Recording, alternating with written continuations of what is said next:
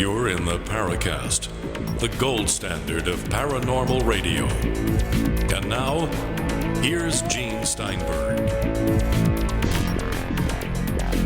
So last week we had a fascinating change of pace here on the Paracast where we had William Hall, and he was talking about this rather involved poltergeist case in Connecticut back in 1974.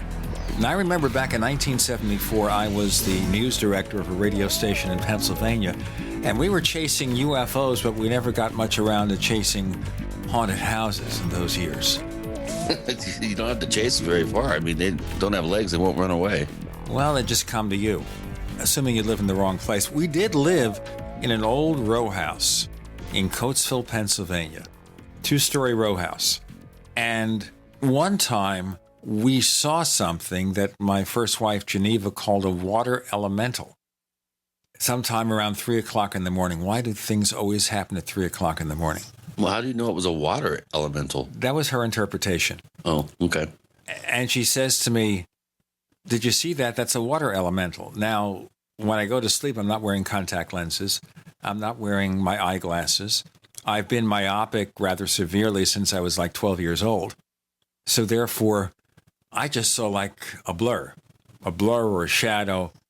And we did have a dog, a little white dog named Ellie at the time, a Spitz. And it couldn't be the dog because it was much taller, unless Ellie kind of grew up at night when we were asleep. But that's the only thing I ever saw that was weird. As I said, this is a pretty old row house, probably dating back, I don't know, to the 20s or 30s. So it must have had a fascinating history to it, but we knew nothing about it. We just rented it from a fellow who worked at the steel mill in Coatesville. Of course, that steel mill is long ago and far away, but that's another story. Anyway, that's my encounter with something allegedly spiritual. But I really enjoyed the book, and I enjoyed the session with William Hall, and I know that we had a lot of really interesting listener reaction to it. But a lot of what you see and hear there, of course, depends on one's eyewitness testimony. And we're going to ask our guest, Bruce Maccabee, a bit later about the value of eyewitness testimony. But when it comes to seeing ghosts, witnessing poltergeist phenomena, when it comes to watching somebody get shot by a police officer, as they did in Ferguson, Missouri, a lot of what transpired first depends on eyewitness testimony. Of course, with something that where a crime is involved or a potential crime, you do have forensic evidence. But you're still depending for your basic account on eyewitness testimony. When you have a UFO and people see something in the sky or lands, there's eyewitness testimony.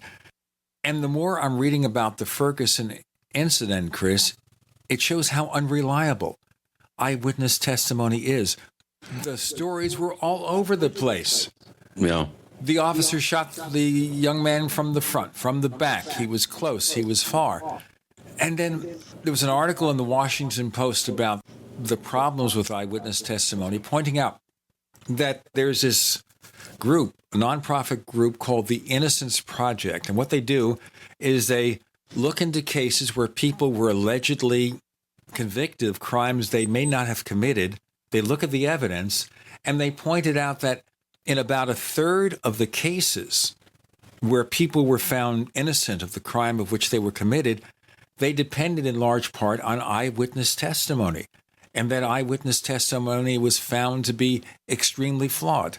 So the question is here, of course, Chris, and you're someone who's done so much investigation, to what degree can we depend on what people think they saw? Well, you know, you have the double difficulty of eyewitness testimony of an unusual, totally paradigm-shifting event. Sometimes witnesses, when they see something, you know, horrific, like a murder or something that really shakes them to their core, you would think that would be emblazoned in their mind accurately. And I think sometimes the opposite happens. It makes people more confused. It just rocks their worldview because of the event. And they have a very, very difficult time, I think, piecing together the sequence of events, duration, is something that I've seen oftentimes. Sometimes it gets elongated. Sometimes a mere few seconds seems like many minutes. Or sometimes the opposite. Sometimes you have time compression where a longer event appears to flash by in a matter of seconds. So, there's no real rhyme or reason of how the human brain cognizes and processes information during a startling event. And I would think that a UFO sighting would obviously fall into that category. So I've mentioned a number of times on the show that I've had multiple witness events where descriptions are generally fairly consistent, but the duration, especially a sequence of events, what happened first, what happened second, then what, these things oftentimes get turned around, jumbled up. It's amazing. You can take people separately and interview them and then compare notes. You can come up with a fairly, I think, accurate generalization about an event in terms of sequence events and duration. But sometimes it's hard to figure out because things are so all over the map. This is always going to be a problem. That's why I have been championing for years hard data research with triangulated camera arrays that can't get this information wrong. We're going to have to ask today's guest what he thinks about the future of ufology and whether we can rely on eyewitness testimony as opposed to actually, relying on scientific instrumentation, which I think obviously is the way to go. Well, one thing mentioned in this Washington Post article is that people, of course, are not photographic machines, and they make assumptions. They fill in missing details. And a lot of times when someone thinks they saw something, some of those details were inferred, were assumed, or they got those details from somebody else. So somebody else mentions, did you notice that? I noticed this here. I noticed how the object made a U-turn. Now, one witness never saw the U-turn, but they'll assume it must have been true because somebody told them that. So it's a matter of not just of seeing the event, recording the event, but making assumptions based on what you hear, what you read. And that takes us back to any case that is removed by a number of years or decades. How do you get an accurate picture of what people saw? Of course, that takes us back to cases like Roswell. Right. Where we had the original story, and then we had memories of what happened that go back 30 years. Yeah, decades. Decades. How do you know what happened? Especially if you're remembering something when you were 10 or 12 years old. Oh, my dad brought home this fragment of something, and it seemed to be flexible. And what was it? Well, we can argue about that until the end of time. Right. And I'm sure we will. Never ends. So we're going to do something here with our episode of the Paracast where we're going to go back through history and begin to paint a picture of the FBI-CIA-UFO Connection. How are these agencies involved? How have they interacted with each other? We have Dr. Bruce Maccabee, who has written really an entertaining book. I didn't start reading it till fairly late, but it's the kind of book that is, as Leslie Kane said in a review of it, a page-turner. It really is. It's a well-written book. It's easy to go through. It's not something that the prose is dull and distracting. It just takes you through the story and a lot of fascinating things to discuss. And we'll ask Dr. Maccabee about the accuracy of eyewitness testimony. A reminder, folks, it's here now, Paracast Plus. You get the ad-free version of the Paracast, get a higher resolution copy, better listening experience, and it's $5 a month for admission to our top secret download area. Speaking of top secret, we have a little fledgling chat room. We'll be adding more stuff as we go on. To learn more, go to plus.theparacast.com, plus.theparacast.com. And I even made it work if you just go plus.paracast.com. It works that way too. You can check out how to sign up, and we look forward to your subscription. Dr. Bruce Maccabee is coming up next with Gene and Chris. You're in the Paracast. So here's what happened. I was placing an order online. The site went down. It took hours before it returned, but I'd already placed the order with another company. If your site goes down, you could lose business. And if you have a business or personal site, you'll want to know it's easy to run and it will stay online. At iWeb, your site is hosted on one of the most reliable networks in the world. Talk to a sales rep at iWeb.com. Use the promo code TechNightOwl for a special discount. First came Attack of the Rockoids, and it was a critically acclaimed success. And now there's The Coming of the Protectors. A former military intelligence man is contacted by a space woman in a dream that turns out to be a nightmare because evil forces on our distant planet are planning to conquer the Earth. This is gripping science fiction of the classic kind. Attack of the Rockoids and The Coming of the Protectors. Find out more at rockoids.com. That's Rockoids, ROCKOIDS.com. Mike Stenerson from Midas Resources. At no time in history have precious metals been more important, certainly not in my 22 years in the industry. The dollar has lost over 90% of its value in the last 60 years. No fiat currency has ever survived the government printing presses. Ours is not immune. The time is now to be proactive. 1-800-686-2237, extension 116. Anything tied to the dollar is at risk. CDs, annuities, 401ks, IRAs, stocks, bonds, you name it, so decide. Do you want to leave a legacy of wealth or debt for your family? The choice is yours. Call me at 1-800-686-2237, extension 116. That's 1-800-686-2237, extension 116. Be proactive, not reactive. Call 1-800-686-2237, extension 116.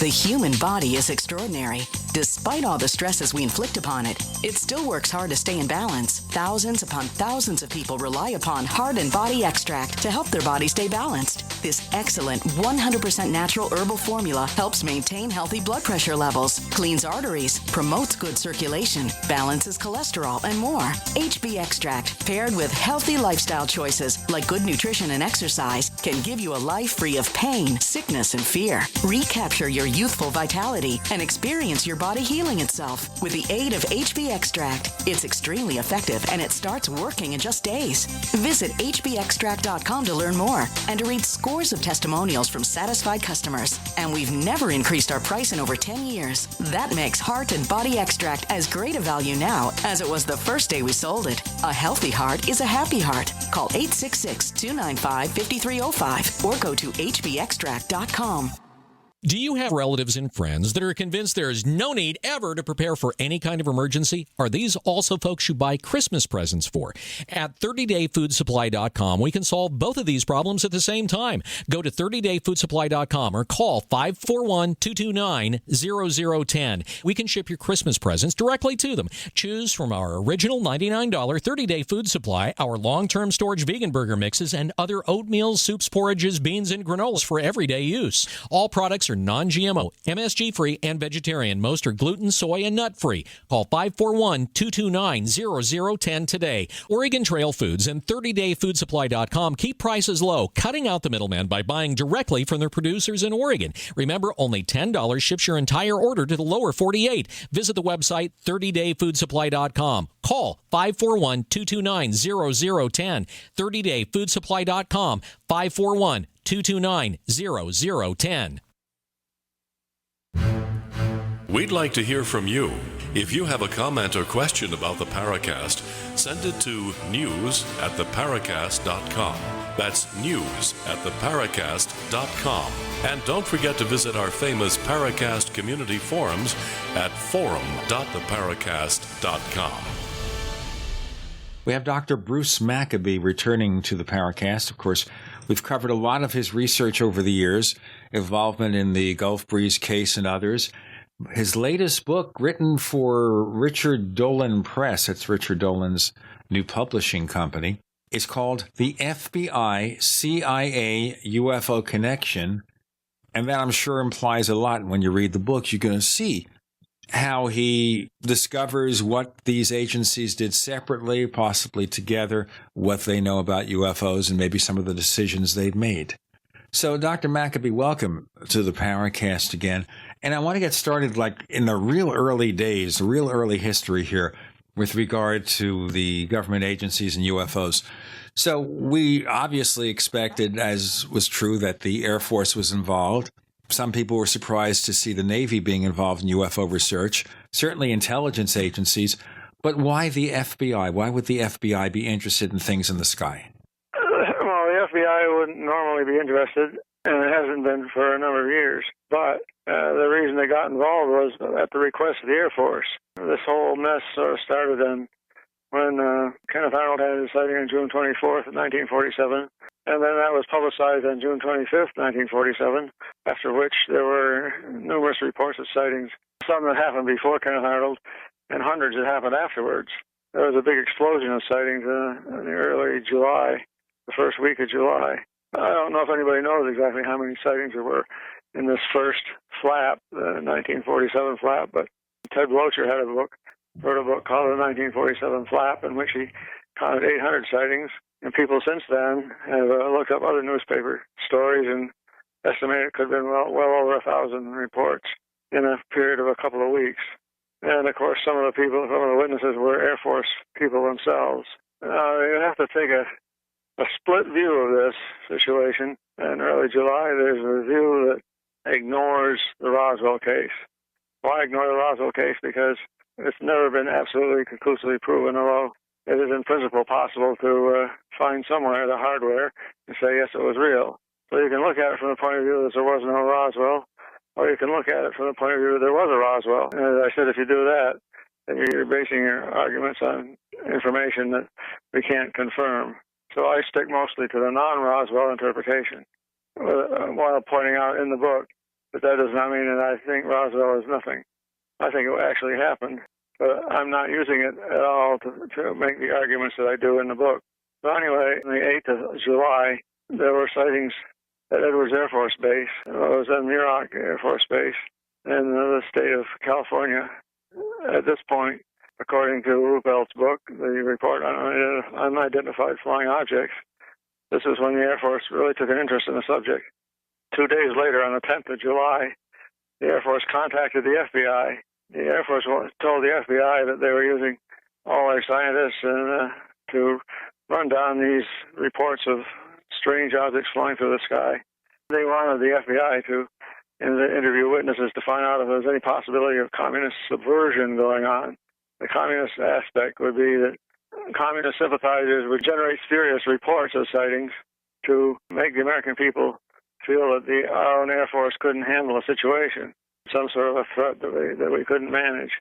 Maybe even give the impression that the Soviet Union was flying the saucers over the United States. At any rate, it looked like something the FBI could get into because of the idea of communist subversives being involved. And so the Air Force asked the FBI to interview witnesses and essentially decide whether they were faking it or reporting true sightings. By the end of July, Hoover had sent a memo around to the special agents in charge at various areas in the United States. Each state had at least one person saying you should, if you come upon a sighting, you should interview the witnesses and send the information to headquarters, FBI, and to the Air Force. Because of the fact that the FBI was directed by Congress never to throw anything away, that is, the headquarters FBI. Anything that made it into headquarters was stayed there. It's like a black hole. Information went in and nothing came out. Local FBI offices had a 5 or 10 year rule that they could destroy stuff, but not the headquarters. In 1976, when I filed the Freedom of Information Act request, actually I was interested in the Trent case I was working on at the time, the Trent photo case of McMinnville, Oregon, 1950. And I had found out that Mr. Trent claimed the FBI had visited him where he worked. So I thought, well, maybe with the Freedom of Information Act available in 1975 or 76, I thought maybe I could get some information on whether or not Trent had actually been contacted by the FBI. So I wrote a letter in September of 76 to the FBI and asked if they had any records on Paul A. Trent of McMinnville, Oregon. And I saw, oh, by the way, if you have anything else on UFOs, please let me know. I didn't expect to get much of anything. because, again, referring to Edward J. Ruppelt's book, The Report on Unidentified Flying Objects, he said the FBI had never been involved. That's what he wrote. So based on that, I didn't expect to get anything. About 6 months later, in the spring of 1977, I got a phone call from a very surprised FBI agent. He said over 1,000 pages. It would turn out to be 1,600 pages of information in the FBI file.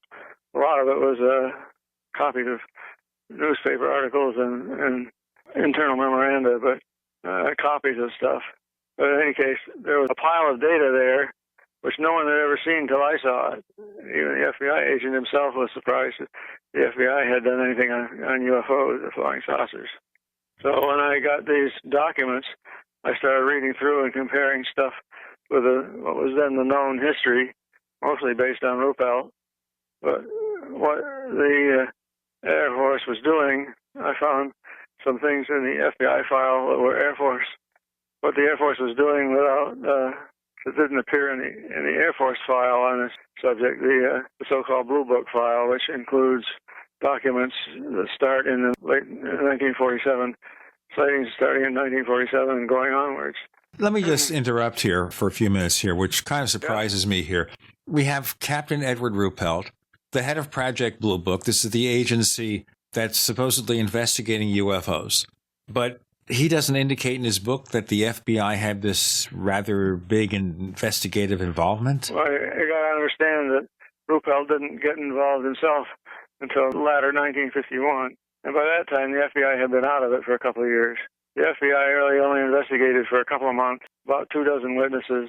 And then they got a document from an Air Force person, sort of leaked to the FBI, I guess, saying that the real reason the FBI had been brought in was to handle the cases of ash can covers and toilet seats. In other words, the hoax cases. And when Hoover learned that, he said, okay, well, we're not doing this anymore. And he directed the special agents in charge, if they come upon any information on flying saucers, to send it immediately to the Air Force and don't do an investigation. We're going to add something special to the Paracast Plus. It's a new podcast called After the Paracast with color commentary. That's After the Paracast. It's available only if you subscribe to the Paracast Plus. Go to plus.theparacast.com. That's plus.theparacast.com. With Gene and Chris and Dr. Bruce Maccabee, you're in the Paracast.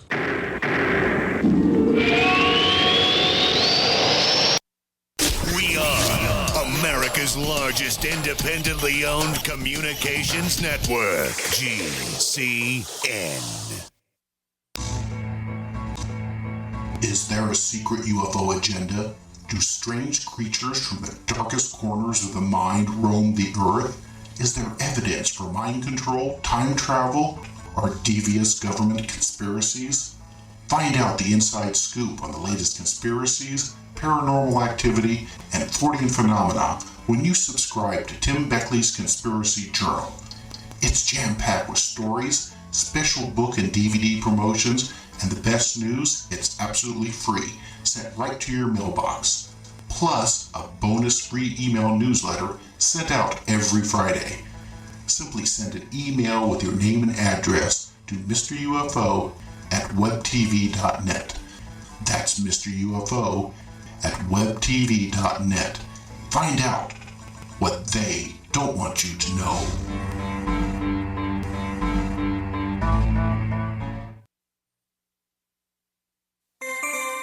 This alert just came in. This special announcement is for business owners and leaders of organizations who've been waiting for the right time to build. General Steel has made it impossible to wait any longer with rock-bottom prices that could save you thousands. That's right, General Steel, America's leader in pre-engineered structures, is offering buildings at prices you will never see again. Don't miss these prices. A 50 by 100 for $35,000. You heard right, that's 5,000 square feet for $35,000. Manufacturers, if you need a larger building, try a 100 by 100 commercial building for $129,000. You can't afford to rent with these prices. Imagine a 70 by 100 200-foot church building for under $69,000. With the economy improving and interest rates still at historic lows, you can't afford to wait. So call 866-91-STEEL. Lock in your price now. Call 866-91-STEEL. That's 866-917-8335. Hi, I'm Dr. Lorraine Hurley, and for over a decade, I've helped people maintain optimal health. I'd like to tell you about my choice of a powerful anti-aging antioxidant formula that also helps reduce damage caused by radiation. Z-Radical contains fucoidan, and there are over 700 studies showing how powerful it is. Z-Radical is a totally organic, pure extract, and it is available by calling 855-315-8326. Again, it's 855-315-8326, or visit my website, drhurley.net. Iodine is necessary, but Z-Radical is so much more. Hi, I'm Dr. Lorraine Hurley, here to tell you about an amazing pain relief formula. Unlike Tylenol, Advil, or ibuprofen, Livinity Pain Relief formula is completely non-toxic and actually stimulates healing. Livinity Pain Relief comes in a gel or capsule, and in my years of helping people, I've never seen anything like it. After rubbing a small amount on an aching muscle or a sore joint, many people report the pain is gone within a minute. Call 855-315-8326. That's 855-315-8326, or visit drhurley.net for more information.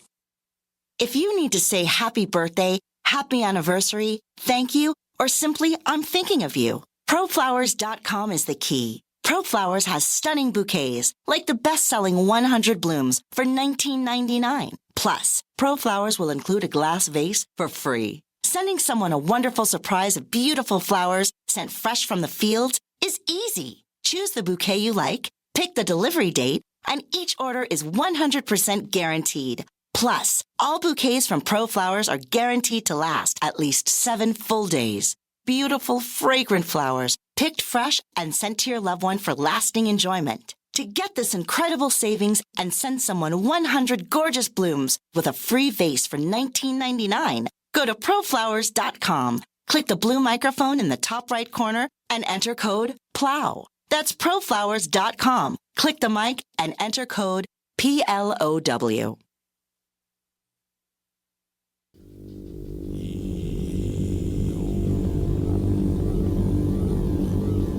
This is Jacques Vallée. You're listening to the Paracast, the gold standard of paranormal radio.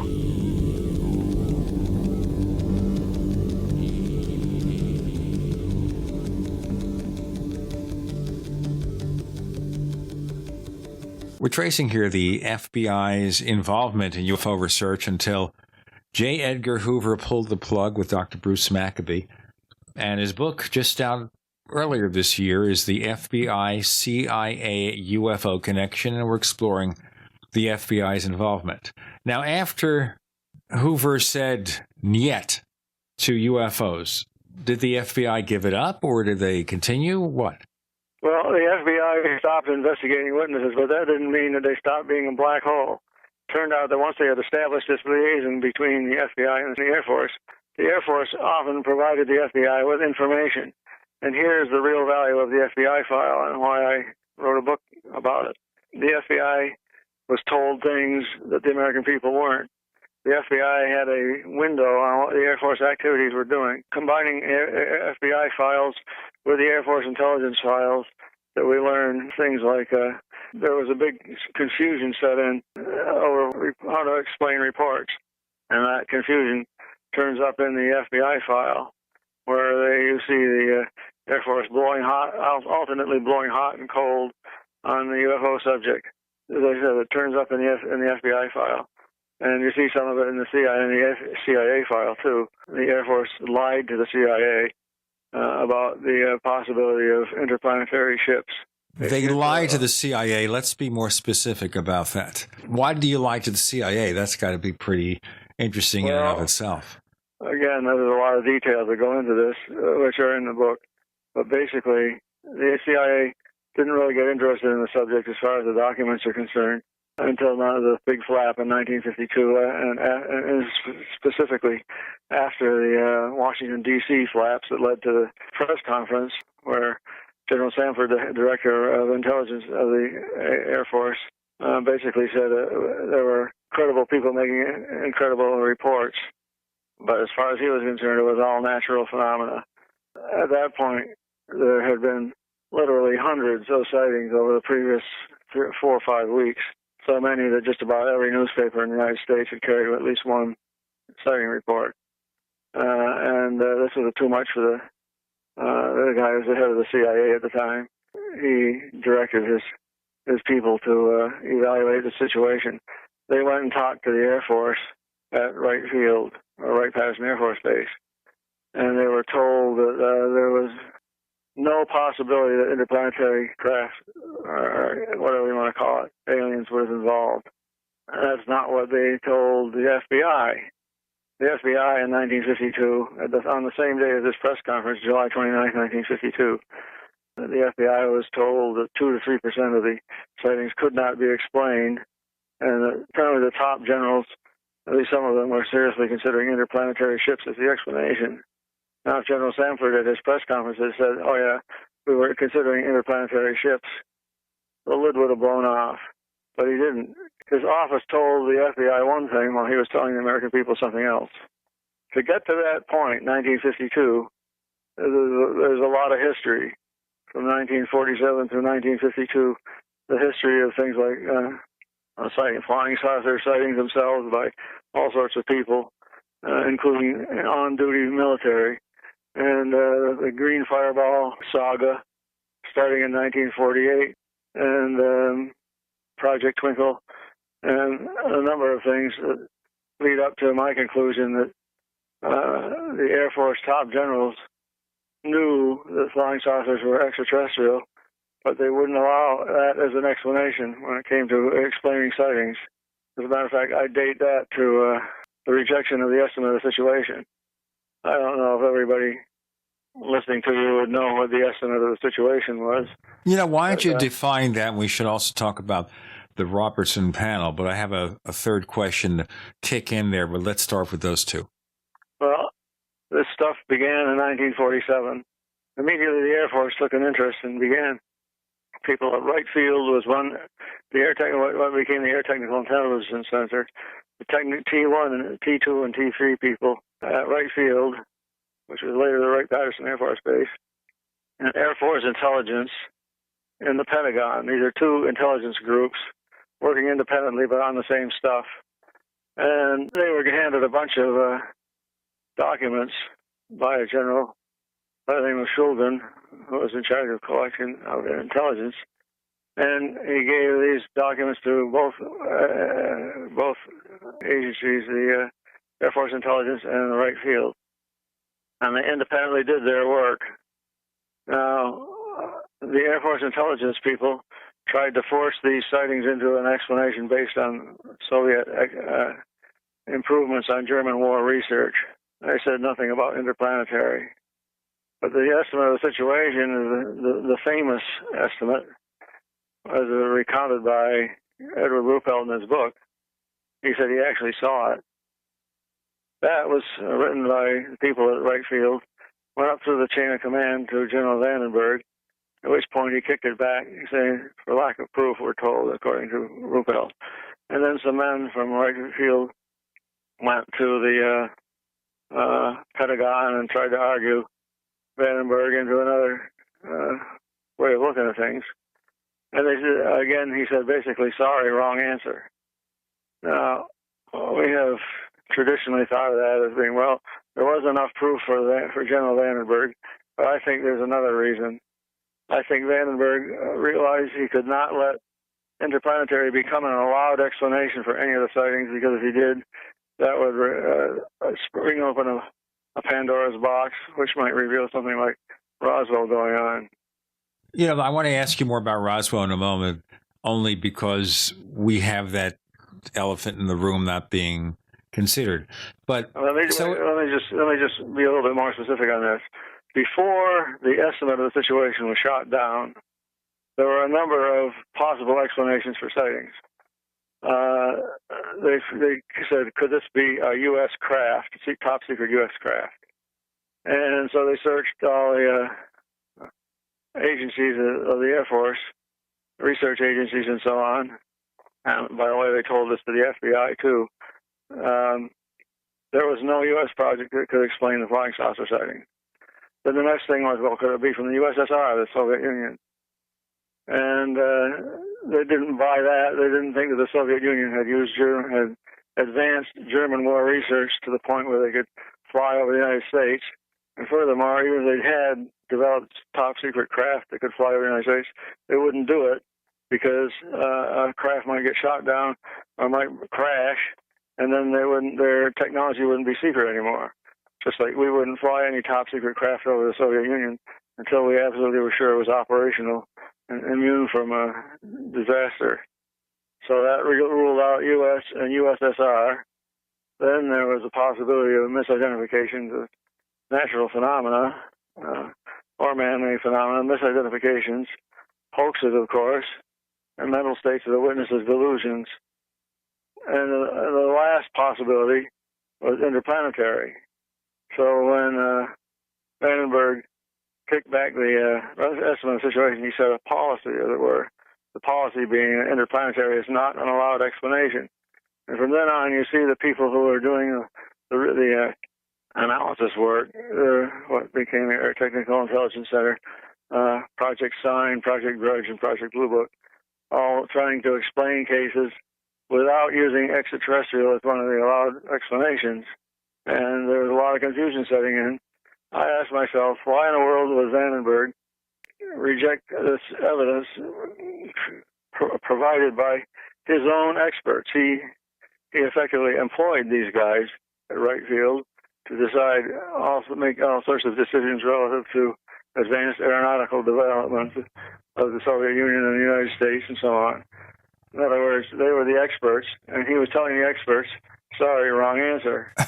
That certainly is a typical politician or a military response. We have Dr. Bruce Maccabee. We're talking about the FBI-CIA-UFO Connection with Gene and Chris. You're in the Paracast. A little right, a little left, but always independent-minded. The Genesis Communications Network, GCN. Attack of the Rockoids has been well received by critics and readers alike. It's a thrill-a-minute story you'll never forget. A former U.S. military intelligence officer is haunted by intense dreams about a beautiful woman pleading for his help after a terrible battle in outer space. But the dreams turn out to be true and thrust him into a telepathic love affair with a woman whose faraway planet is intent on destroying the Earth. And now the gripping tale continues in The Coming of the Protectors. It's the second book of the Rockoids trilogy, a galaxy-spanning adventure that pits our hapless heroes against powerful, fanatical enemies that threaten the lives of freedom-loving beings everywhere. Attack of the Rockoids and The Coming of the Protectors. Classic science fiction at its best, available now. For more details, visit rockoids.com. That's ROCKOIDS.com. The experts at Web.com want to build your business a successful website for free, just like we did for these current Web.com customers. We've used and looked at other website designers, but there's nobody better than Web.com. Web.com can build your website in as little as 7 days free. Plus, we'll promote it on all the major search engines like Google, Yahoo, and Bing. If after 30 days you're happy, we'll continue to provide promotion, hosting, support, and maintenance, all for one low monthly fee. If not, cancel and pay nothing.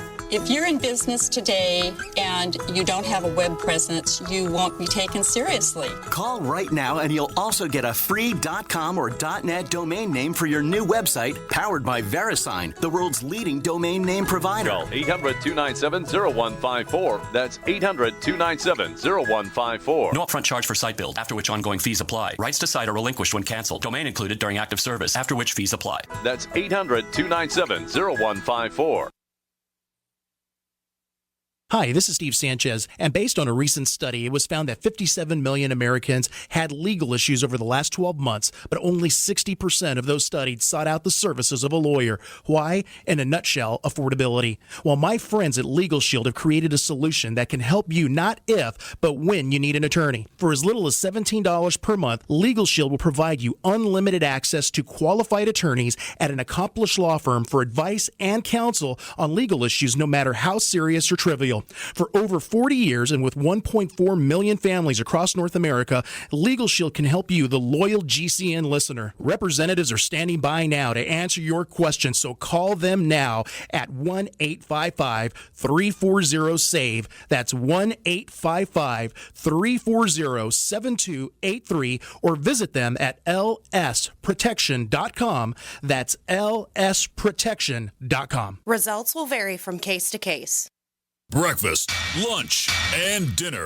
3 square meals you'll need in an emergency. So the Freeze Dry Guys 3 square meal unit sale is just the ticket. A variety pack of tasty, nourishing breakfast, lunch, and dinner on sale now. Breakfast is Freeze Dry Guys' favorite. Hot oatmeal and sweet dehydrated bananas. Lunch is Mountain House freeze-dried hot macaroni and cheese and crisp green beans. And dinner is Mountain House long grain wild rice pilaf and hearty beef stew, vegetables, and gravy. Call Freeze Dry Guy and ask for details on the 126 serving 3 square meals unit. One case normally $164.37. Sale price at only $138.90. Save over $25. Get 2 or 3 cases and save even more. Or ask about Freeze Dry Guys Fall Chili Special. Always free shipping to lower 48 states. Call 866-404-3663 or click freezedryguy.com. And hurry, the Fall Chili Special and 3 square meals unit are on sale while supplies last. From the Freeze Dry Guy, the finest freeze-dried and dehydrated foods available for long-term storage, period.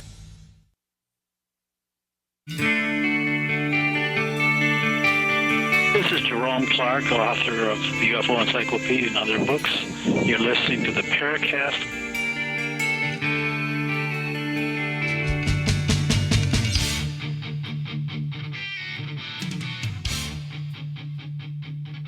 All right, so we see this philosophy of kicking down any possibility that UFOs are not conventional objects, Dr. Bruce Maccabee. And we have a lot to cover here, and not always as much time as we'd like. What about the Robertson panel? Explain that to our listeners. Well, the CIA, as I said, got interested in 1952 at the time of this big flap. They went and interviewed the Air Force and were told that there was misidentifications and hoaxes and delusions primarily. The way the CIA document presents what they were told by the Air Force, there was zero possibility that interplanetary craft was involved, which, as I said, was essentially a lie to the CIA, because at the same time, they were telling the FBI several percent of the sightings couldn't be explained, and interplanetary was one of the things that top generals were thinking about.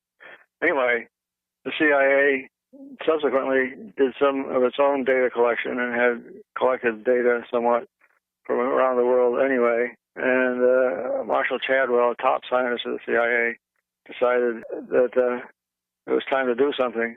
Right on the front cover of the book, I got a few words from one of the CIA documents saying that something's going on which demands immediate attention. This was around the end of the year 1952. He decided it was proposed to the government agency and intelligence that the CIA hold a meeting, a panel, to decide whether or not it was going to be worth investigating flying saucer sightings. And it's apparent from the way he wrote that he assumed they would find out that they would conclude that, yes, there was something strange going on, and it required research work. Well, this panel was put together by H.P. Robertson, and it was carried out the latter part of January, I believe it is, of 1953, over a period of 4 days, and involved Project Blue Book people making presentations as to supposedly their best data, including some films and so on. Now, these gentlemen who are the scientists who were evaluating the data apparently had little background in the subject. The main thing, though, is they decided that they could explain all the cases.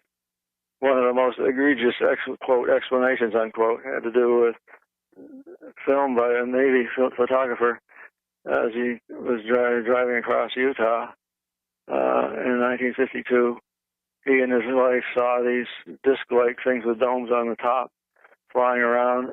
He had to get out of his car, open up the trunk, pull out his 16-millimeter professional movie camera and get it going. And before he could take any film, by the time he got his camera ready, the objects were off in the distance and they just show up as points of light.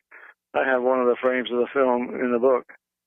Anyway, this was discussed at the Robertson panel, and all I did was talk about the film itself, and they decided the film could be seagulls, off in the distance. They didn't even consider the verbal testimony of Delbert Newhouse and his wife, who saw these things when they were a lot closer, and as they said, were circular with a dome on the top. But they didn't even consider the testimony.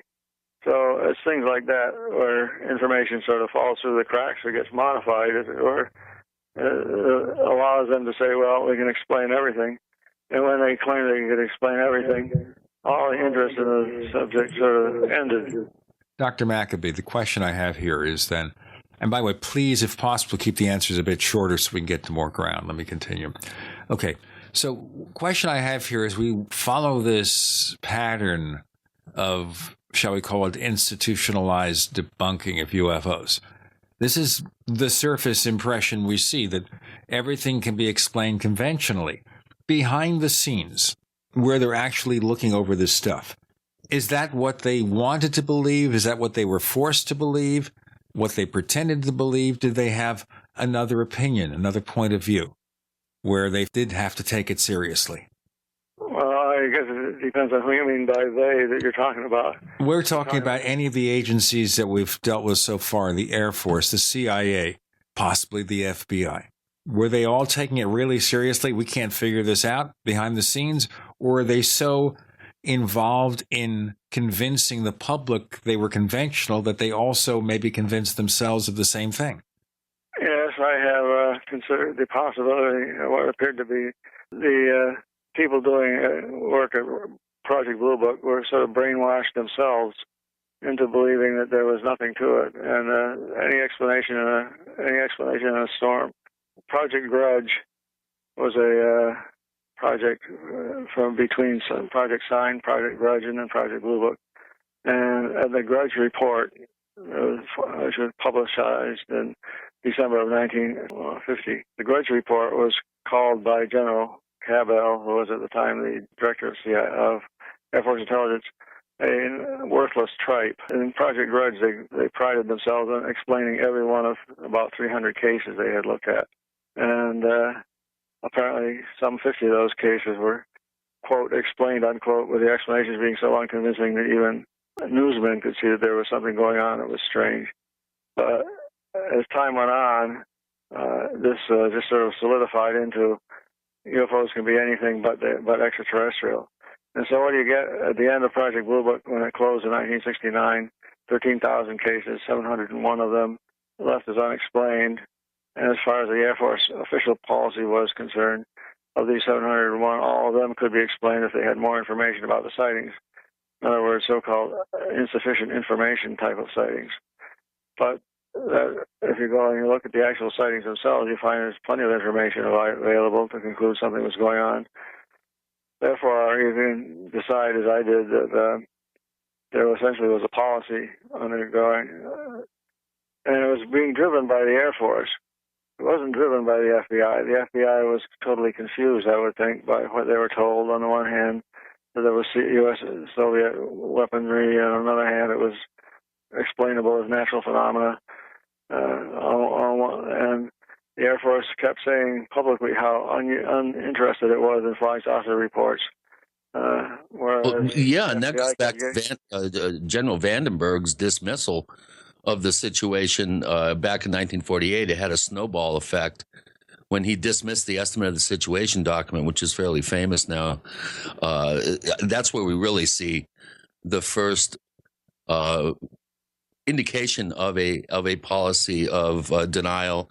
And I love that term, Gene, institutionalized debunking and ridicule. It goes all the way back to 1948 with General Vandenberg. I would think that it kind of appears that way reading through the section in your book on that. Right. Well, that's my input, I guess, on this whole problem. Is the re-evaluation or reinterpretation of Vandenberg kicking back the estimate of the situation, so essentially telling his experts they're wrong. My guess is he didn't tell them they were wrong. It's just he said you can't go public, because if he had allowed interplanetary as an explanation, that would have leaked out. Oh yeah, the Air Force is considering interplanetary saucers as some of the things that are flying around. And the Air Force apparently didn't want that to happen. So he stomped on the problem right off at the outset, as it were, by saying, you guys can't use, I'm speculating, he said, you guys can't use extraterrestrial as an allowed explanation. It all has to be U.S., USSR, hoaxes, delusions, or misidentifications of natural and man-made phenomena. All right. By setting that policy, he caused a lot of confusion in the following years. Well, it's a matter of being politically correct, it sounds like to me. But get back to that other elephant in the room, the Roswell connection. So if Roswell is, as has been interpreted later, an actual crash of an alien spacecraft, this had to be somewhere very important to the authorities, a huge undercurrent. No matter what they say publicly, they know this. And isn't that something that would have had to have gotten a lot of play in at least intelligence and military circles? Well, having read the book, you know that I do talk about Roswell, but my argument is not based on that. However, if Roswell were real and they wanted to cover it up, that would even be more reason for General Vandenberg to shoot down the explanation. If suppose the right field analysts came up with the correct explanation. Yep, they're interplanetary, and Vandenberg knows about the Roswell crash, and he knows it's being suppressed to be covered up essentially as much as possible. He wouldn't dare let interplanetary be part of the allowed explanations. Okay, so that therefore becomes a subtext in all this. Let's do our break and we'll get into more of this. Dr. Bruce Maccabee is here. We've got a lot more to talk about. The FBI-CIA UFO Connection. You're on with Gene and Chris. You're in the Paracast.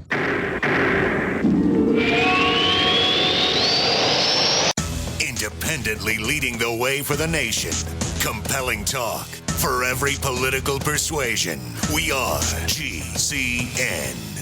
Genesis is defined as an origin, creation, or the beginning. Genesis Communications Network began with the mission of providing you with the kind of compelling content you're listening to now. And at GCNlive.com, you'll find a free archive of our nation's history, narrated by GCN hosts, explored, shared, and passed down to future generations. GCN is the future of talk radio, but we should always strive to learn from our past. Together, we are GCNlive.com. GCN. We the people grow cotton, weave fabric, engrave ink, embed strips and fibers to protect from counterfeit, then carting to a private bank, having it lent back at interest, forcing taxes to service debt. This capitalism, or was Jefferson correct when stating a central bank issuing the public currency is a greater menace to the liberties of the people than a standing army? Hi, Ted Anderson. I'm placing a free silver dollar in a book that explains our monetary system. Call for your copy, 800-686-2237. It's time to understand the system. Call 800-686-2237. That's 800-686-2237. What good is a Big Berkey water filter? We get that question a lot here at BigBerkeyWaterFilters.com. And in a word, the answer is protection. Protection from water main breaks, E. coli contamination, environmental chemical spills, pesticide runoff, chlorine taste and smell, and all forms of fluoride. Plus, Big Berkey water filters are the original gravity water filter system and most trusted on the market for a reason. Tested by multiple independent NSF EPA certified labs, they are the gold standard in water purification. At only 1.7 cents a gallon, a single set of filters can last for 5 to 10 years. That means big savings. Big Berkey, the one that's powerful enough to purify stagnant pond water. Get a Big Berkey today at BigBerkeyWaterFilters.com. GCN listeners receive 5% off all ceramic filter systems. Visit our website or call 1-877-99-BERKEY. That's 877-99-BERKEY. Big Berkey Water Filters, for the love of clean water.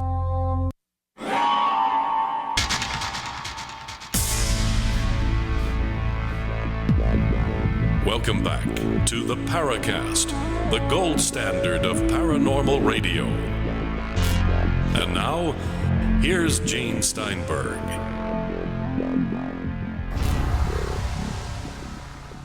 With Gene and Chris on the Paracast, Dr. Bruce Maccabee joins us. A reminder again, we've got that new service called Paracast Plus. You get the ad free version of the Paracast, higher resolution copy, better sounding and everything. Way to get it is this. Go to plus.theparacast.com, plus.theparacast.com. We tell you how you sign up for our Paracast Plus premium service. That's almost a tongue twister. $5 a month, $50 a year. And we'll have more stuff going on. We're already breaking in a fledgling chat room. We'll have other audio presentations, videos, lots more to come. Beginning this weekend, we'll even be adding the special, exclusive After the Paracast podcast with color commentary and more. Paracast Plus, plus.theparacast.com. Chris? Bruce, a couple of years ago, actually it's been a little longer, the latest in what have turned out to be a long line of whistleblowers has come out, and he is the ex-CIA guy, Chase Brandon. Discuss his claims about Roswell and whether you think that he was tasked to come out with that revelation about a box full of documents, or do you think that he truly was a whistleblower? Well, I understand he also had a book out, so he might have been playing up stuff to sell his book, but I don't know anything any more about it than has been published already. I have never talked to the person. His story, as I understand it, is he was in a safe that is a big room that you can only get into with a secret code method, where they stored historical documents of the CIA. Found some box with the word Roswell on it, pulled it out, looked at the stuff on the inside, said, this confirms my feeling that Roswell was real, stuck the box back in. So as far as I know, he didn't say when that happened, but subsequently he went public in 2010 with it, or 2012. It was, I think, about 3 years ago, a little over 3 years ago. Yeah, whatever. The point is that he said he hadn't been in that safe for a long time, but he didn't say when it occurred. Obviously, all CIA historians was reported as saying he searched through this safe and didn't find anything. Of course, the Roswell box could have been removed years ago, or the day after Chase Brandon went public. We wouldn't know. So that's a typical story that's sort of hanging by a thread out there, relying on the veracity of Mr. Brandon. You have a lot of friends in the agency. I mean, you've, according to your book, you've given presentations on any number of occasions. You've checked in with friends of yours within the agency. Have you asked Ron Pandolfi? Have you asked others who have been close to you over the years about this particular claim? And what was their response to this? That claim came long after I was at the visited the agency. That claim was in 2011 or 12, or whichever year it was. Right. Never had heard of him before. Having read the book, you know that I was trying to investigate the CIA at the same time they were probably trying to investigate me. Well, that sounds like a lot of fun. I wouldn't want to get into a betting match who's going to get a little bit more information than... The story is outlined in the book shows that everything that I published in there was in the 70s, 80s, and 90s, except for a few comments by Kit Green and so on in 2008. I was unaware of Chase Brandon until I heard about it through the grapevine, and he had been talking. There was an earlier guy, Harry Rositsky, right, who supposedly was the Falcon. Falcon in the aviary. I wanted to ask you about the aviary. And I've asked a lot of people at the CIA about this, and they don't know. They never heard of Rositsky. You'd have to be in the same section of the CIA, I suppose, to get any cross-fertilization. Right. So if you're in the CIA and you want to find out about somebody else in the CIA, it's a difficult process. Is that what you're saying? If they're not in your particular section. Yeah, you'd have to know something about the person first in order to identify them as the person you want to talk to. You don't just go wandering around asking people, "Oh, by the way, have you been down in the history safe? And have you seen the Roswell box recently?" Well, people have kind of whispered around, wondering about your relationship with the CIA. You are very close with, over the years, you were very close with people who were known to to work for the agency. Ron Pandolfi, of course, was the head of the science and technology desk for many years. He still may be. I'm not even sure. Why don't you give us a quick thumbnail sketch of how you were first brought in to brief the CIA and kind of take us through the process of establishing your relationship within the agency? Well, as I point out in the book, the beginning of my involvement with the CIA had to do with photographic analysis or investigator radar analysis, in the same sense that my involvement with the FBI began as a result of photo analysis. But the December 1978 New Zealand sightings that were publicized worldwide. Right, the Valentech case. Huh? The Valentech case. No, that was October of 78. And then December 1978 was a movie film, multiple witness, people on board an aircraft, in the middle of the night, seeing lights and getting film and having verbal testimony, and objects picked up by the ground radar as well as the airplane radar. A very complicated case. The only one that I'm aware of that has had any portion of a sighting argued out in the open literature. You can see all that stuff on my website, which, by the way, is www.brumac.8k.com. That's the number 8, letter K. brumac.888k.com. Anyway, I wanted some consultation on my analysis of the radar sightings, and I first talked to a guy at MITRE Corporation, Gordon McDonald, and he suggested I talk to an expert at the CIA, which floored me. I never would have thought to talk to the CIA. After all, they were considered to be the bad boys of ufology, running the whole cover-up or something. And that was in December of 78. And that same month, the CIA had coughed up about 900 pages of documents after saying that all they had was a couple of dozen pages related to the Robertson panel. In fact, they had hundreds of pages. So, but nonetheless, I decided, well, okay, maybe I'll do it just to see what the CIA is like. Now, at that point, I was still working for the Navy, and so I had a security clearance and didn't have any trouble getting into the CIA to talk about this sighting. And I went there and talked about seven guys represented different parts of the CIA, I suppose, who were interested in the sighting. And after that, I did get to talk to a radar expert, and I think I was at the agency 3 times in 1979, in the spring of 79. And then I didn't get much help. I didn't go back again, and had not planned to return to the CIA ever. But 5 years later, I got a phone call from a guy, Ron Pandolfi. I got a phone call. He was interested in the work that I was doing in laser-generated underwater sound. I call it LGUS.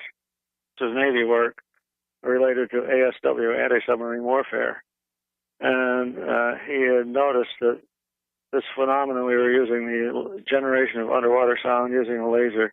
You fly in an airplane with a powerful pulsed laser, zap the water surface with a laser, and generates underwater sound that goes out from this zap point.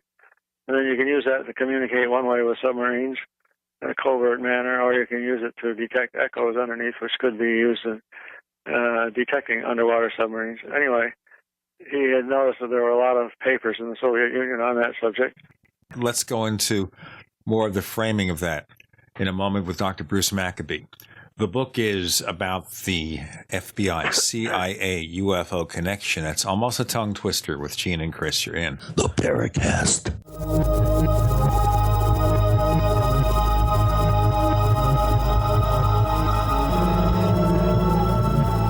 First came Attack of the Rockoids, and it was a critically acclaimed success. And now there's The Coming of the Protectors. A former military intelligence man is contacted by a space woman in a dream that turns out to be a nightmare because evil forces on our distant planet are planning to conquer the Earth. This is gripping science fiction of the classic kind. Attack of the Rockoids and The Coming of the Protectors. Find out more at rockoids.com. That's Rockoids, ROCKOIDS.com. Do you need a website? Well, you can get a great deal on hosting services with Namecheap's legendary coupon code. They're offering substantial hosting discounts on shared hosting, business hosting, VPS hosting, reseller hosting, and even dedicated servers. Namecheap is preferred by millions. It's backed by a money-back guarantee. Use the coupon code LEGENDARY to cash in on the special deal at Namecheap.com, Namecheap.com. Have you ever felt like the United States government knows way too much about your financial affairs? I continue to hear stories about property seizures, frozen bank accounts, confiscation of stocks and bonds. It makes me wonder if the U.S. citizen will ever again have the right to life, liberty, and the pursuit of happiness. Unfortunately, with the Drug and Money Laundering Act, the IRS Revenue Ruling 6045 of 1984, and the Trading with the Enemy Act and Franklin D. Roosevelt's Executive Order of 1933, some precious metal holdings are subject to government intervention. For this reason, Midas Resources has prepared a report explaining the boundaries of trading precious metals privately. Whether if you have any intention of trading with Midas Resources or not, I have instructed my representatives to give this report out free. Call for your free copy at 1-800-686-2237. When investing, always proceed with caution. Again, call 1-800-686-2237. Exercise your legal right to trade metals privately. 1-800-686-2237. The Genesis Communications Network is one of America's premier broadcasters of captivating talk radio. We thank you for listening. Now, just imagine, there are thousands of people who are just as passionate about radio as you are. But what you may not realize is how easy and affordable it is to advertise with us. Radio commercials for your business could be heard on hundreds of radio stations across the U.S. every day. We can help you by creating an effective radio advertising campaign for your company. From script writing to producing your commercial, just like the one you're listening to right now. No other network provides the level of customer service we do. When it comes to radio advertising, we are your one-stop shop. And no matter how big or small your business is, we can help. Email us at advertise@gcnlive.com, and an experienced advertising executive will help you take the first step towards driving more customers to your business or website. Advertise@gcnlive.com. Easy, affordable, effective. The polar vortex is here and expected to freeze over part of the U.S. Help is needed. Resources are often drained by people capable of caring for themselves, leaving those with the greatest needs to go without. Do your part by being prepared this winter. A supply of Go Foods will provide delicious nutrition, comfort, and security during hard times. Protect your community and call Go Foods at 1-800-648-9753 or on the web at www.storefoodnow.com. Hi, this is Ted Anderson. Have you ever wondered why banks, stockbrokers, investment advisors won't talk about gold IRAs? They've been available since 1986, yet the financial industry won't recognize the value of gold for your retirement. Gold has outperformed paper investments, yet no word about IRAs. If you would like to have gold for your retirement, call 800-686-2237. Don't get left behind by rising inflation and low returns. Call 800-686-2237. Secure your future and call 1-800-686-2237. We'd like to hear from you. If you have a comment or question about the Paracast, send it to news@theparacast.com. That's news@theparacast.com. And don't forget to visit our famous Paracast community forums at forum.theparacast.com. Remember, once again, go to plus.theparacast.com. That's plus.theparacast.com to learn more about our premium package, Paracast Plus. We've got Dr. Bruce Maccabee joining us. He was continuing a long explanation, and we're up to the Soviet document level. What else? Well, he wanted to talk to me about later the experiments I had done on laser-generated underwater sound. Turned out that a friend of mine and I were the only people in the Navy who were doing work on this stuff. So and we were aware to some extent of the Soviet work, but it wasn't something we paid close attention to. So anyway, he contacted me on this day in 1984, and he wanted me to provide a briefing on the next day for a group of people who were interested in this laser-generated underwater sound stuff. And that was okay. I had given lots of briefings, so I'd come up with a briefing for the CIA in one day with no sweat. Then a couple hours later, I got another phone call from him, more discussion about the nature of the briefing and so on. And then he says something like, I understand you've been here before. And I sort of froze in my tracks, in a sense, because I had to admit that I had been there before, but it didn't have anything to do with laser-generated underwater sound. I was certainly not intending to bring up the UFO aspect to him, but he basically brought it up to me. He said that he had been mentioning that I was coming to talk about this underwater sound, and one of the people he had told recognized my name and had been at that meeting. That was Kit Green, Christopher Green. And so that established a connection between UFOs and me and the CIA. And so in the following years, we would often discuss various aspects of the UFOs, whatever UFO sightings or stuff was going on in the UFO field. I'd meet with Pandolfi a couple of times a year as work on this laser-generated underwater sound. We were close to attempting to get funding for a major field experiment. And in 1985, for example, by that time we had worked our way up to the admiral level for presentations. We 5 admirals in one day.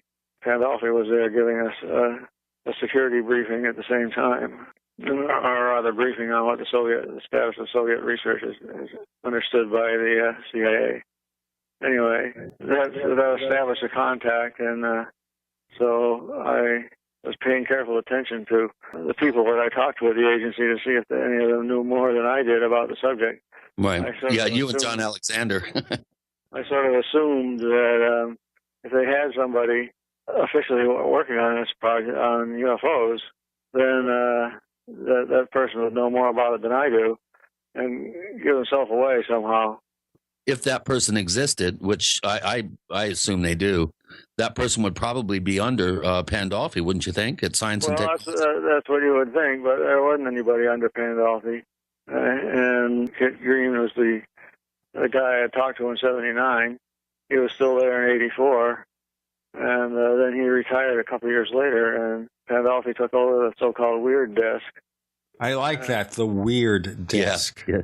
That sounds like my desk, just looking at it here in my office. 1987 was a big year for... Boy, I'll say it was. The conference in D.C. Must have cost a lot of money. And it's kind of amusing to me that this recent conference they had last week, where they had four people on a panel at American University, and I sent them a message. I sent the guy who put it together a message saying, you know, what you've done is not so unique after all. We did it back in 1987. That brings up the point, Bruce. Who funded that 1987 conference? I've heard mention that a very kind of shadowy company called Cayman Tempo was footing the bill for that conference, and that one of the FUFOR directors, who was, you would think would know, was funding the conference, being that they were involved in the actual planning and everything for the conference. The director didn't even know who was paying all these airfares and putting people up at fancy hotels and feeding them. Tell us about Cayman Tempo and their involvement in that conference. I never heard of Cayman Tempo. I guess I've heard of it, but it didn't have anything to do with us. Funding was raised by the Fund for UFO Research. In the way MUFON works, at the end of each conference, they tell it where the next conference is going to be, who's going to be putting it on. And so in the 1986 at the end of the 1986 conference, we announced that the Fund for UFO Research would put the 40th anniversary UFO conference on, the 40th anniversary of UFOs, in Washington, D.C., at which point it became a mad scramble for how do we do it. And I was the head of the fund at the time, so I knew all the details of what was going on. We made an appeal for funding. We wanted to do an international conference, a real international conference where we had people from other countries for the first time. And we got funding from a number of people contributed, people, not companies. A big contribution from the Prince of the fellow Hans Liechtenstein, and hundreds of other people, I guess. I don't remember all the fine details of the funding this long afterwards, but it was basically money raised by the Fund for UFO Research, and Whitley Strieber guaranteed a certain amount of money as well if we overran our budget. Yeah, So wasn't that kind of Whitley's coming out party? I recall talking to somebody who was there that made the comment, "Oh boy, we're seeing the birth of a new religion," when the whole communion hoopla started right around that time. Wasn't that his real coming out party? Well, Communion was published in February of 1987. Intruders by Hopkins was published in March of 1987. The MJ-12 documents were publicized first by Timothy Good in his book Above Top Secret in, I think, May of 1987. And then Bill Moore and Jamie Chandray went public with what they had had since 1984. They had the MJ-12 documents, and they went public with that in June, I guess, of 1987. I got all the dates there. Yeah, that's a major row of dominoes coming out in just a matter of 4 months. To precede all those dominoes was the Japan Airlines case the FAA was investigating. So right at the beginning of 1987, you had a major publicity about UFOs when the FAA said it was going to investigate the Japan Airlines sighting. And then I give what you might call the quote, the true story, unquote, of how I managed to write a big paper on the Japan case involving part of my investigation involved talking to John Callahan, who at the time was on the government side, you might say. But after he was the head of the NTSB, I think, wasn't he? He was the head of the investigations. Right. Yeah, right. And but 10 years later, when he retired, he came out pro-UFO. Right.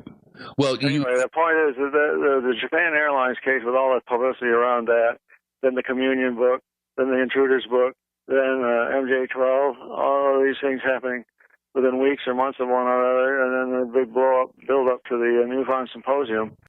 Let's go into that in a moment. We've got Dr. Bruce Maccabee with us. With Gene and Chris, you're in the Paracast.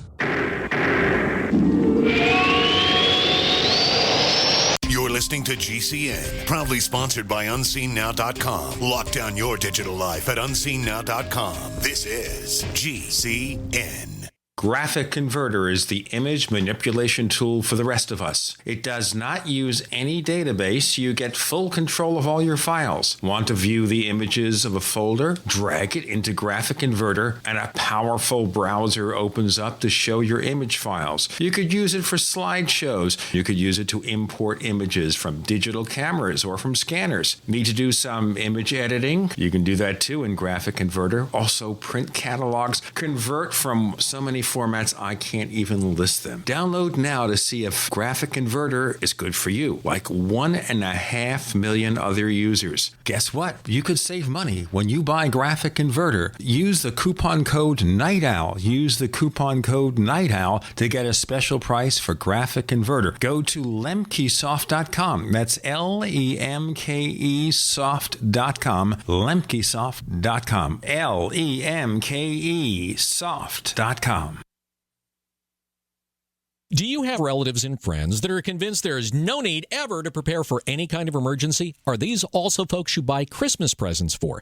At 30dayfoodsupply.com, we can solve both of these problems at the same time. Go to 30dayfoodsupply.com or call 541-229-0010. We can ship your Christmas presents directly to them. Choose from our original $99 30-day food supply, our long-term storage vegan burger mixes, and other oatmeal, soups, porridges, beans, and granolas for everyday use. All products are non-GMO, MSG-free, and vegetarian. Most are gluten, soy, and nut-free. Call 541-229-0010 today. Oregon Trail Foods and 30dayfoodsupply.com keep prices low, cutting out the middleman by buying directly from their producers in Oregon. Remember, only $10 ships your entire order to the lower 48. Visit the website 30dayfoodsupply.com. Call 541-229-0010. 30dayfoodsupply.com. 541-229-0010. It's that time of year again, and you know what that means. Cold and flu season. But don't worry, HerbalHealer.com has you and your loved ones covered with our safe and natural products. Cold and flu fighters like beta-glucans, olive leaf antiviral capsules, grapefruit seed extract, HHA 4-herb capsules, elderberry power, and respirate. And don't forget about Oregacillin for the lungs, normally $34.95, on sale now for only $25. Vitamin D3 120-count soft gels, only $9. Whole body and homeopathic detoxes for the lungs, kidneys, liver, lymph, and brain, normally $26.95, now just $20. HerbalHealer.com also offers correspondence courses to teach you how to handle your health naturally. And as always, new customers get a free 128-page catalog with your order. Visit HerbalHealer.com and click the Winter Specials button to save on our natural cold and flu-fighting products. HerbalHealer.com, healing the world with nature, one person at a time, since 1988.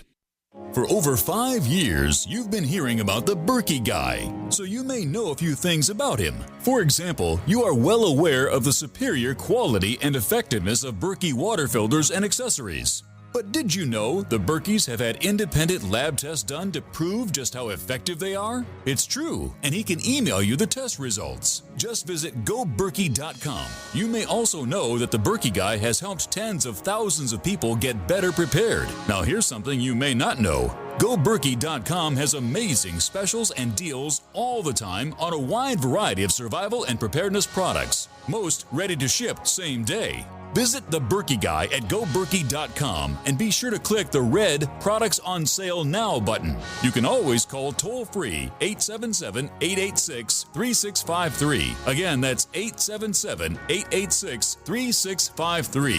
GoBerkey.com, home of the Berkey Guy.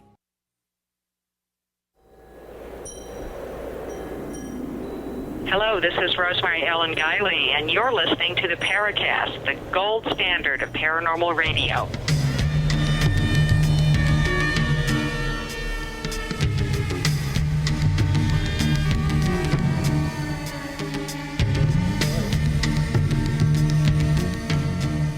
All right, so we're going back to this rather interesting time in the late 1980s when all this stuff was coming out at the same time, including MJ-12, and I want to ask you more about that in a moment, Dr. Bruce Maccabee, but maybe you can go on with your considerations. Well, as it got closer to the MUFON Symposium, of course, the press started taking an active interest. People who knew something who were going to be in the conference were getting interviews all over the place. I listed a number of things that I was involved in. I was on Nightline and a couple of major newspapers, interviews, and so on. And then we had arranged to give a briefing. Well, first of all, at the National Press Club, we had speakers from a number of different countries, as far away as Australia, I think Chile and Brazil, Chile and Argentina, Italy, Britain, Canada, United States, India. I don't remember exactly all the countries we had, a bunch of them.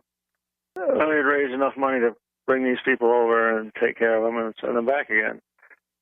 So it was quite an expensive conference, but we did it with the donations of a lot of people, plus the budget that we expect anyway. Well, you mentioned Liechtenstein. Was it the Prince of Liechtenstein that? What was his interest? How was he involved in this? How did he get drawn in? He was interested in UFOs for a long time. I haven't conversed with him for 30 years now, I guess, but back in the late 70s and early 80s, he was very interested in the subject. He had to keep it quiet because he was the head of a country. A head of a country with pockets. With deep pockets, not much land, but deep pockets. Yeah. Every square foot is worth $1 million or something like that.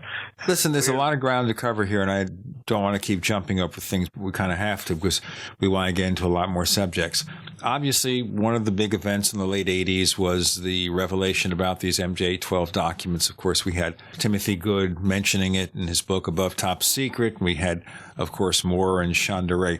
But the question I have here is because it's become controversial again because of this recent resurrected debate between Stanton Friedman and Robert Hastings, and of course Kevin Randall doesn't believe in them either. What's your position about MJ-12?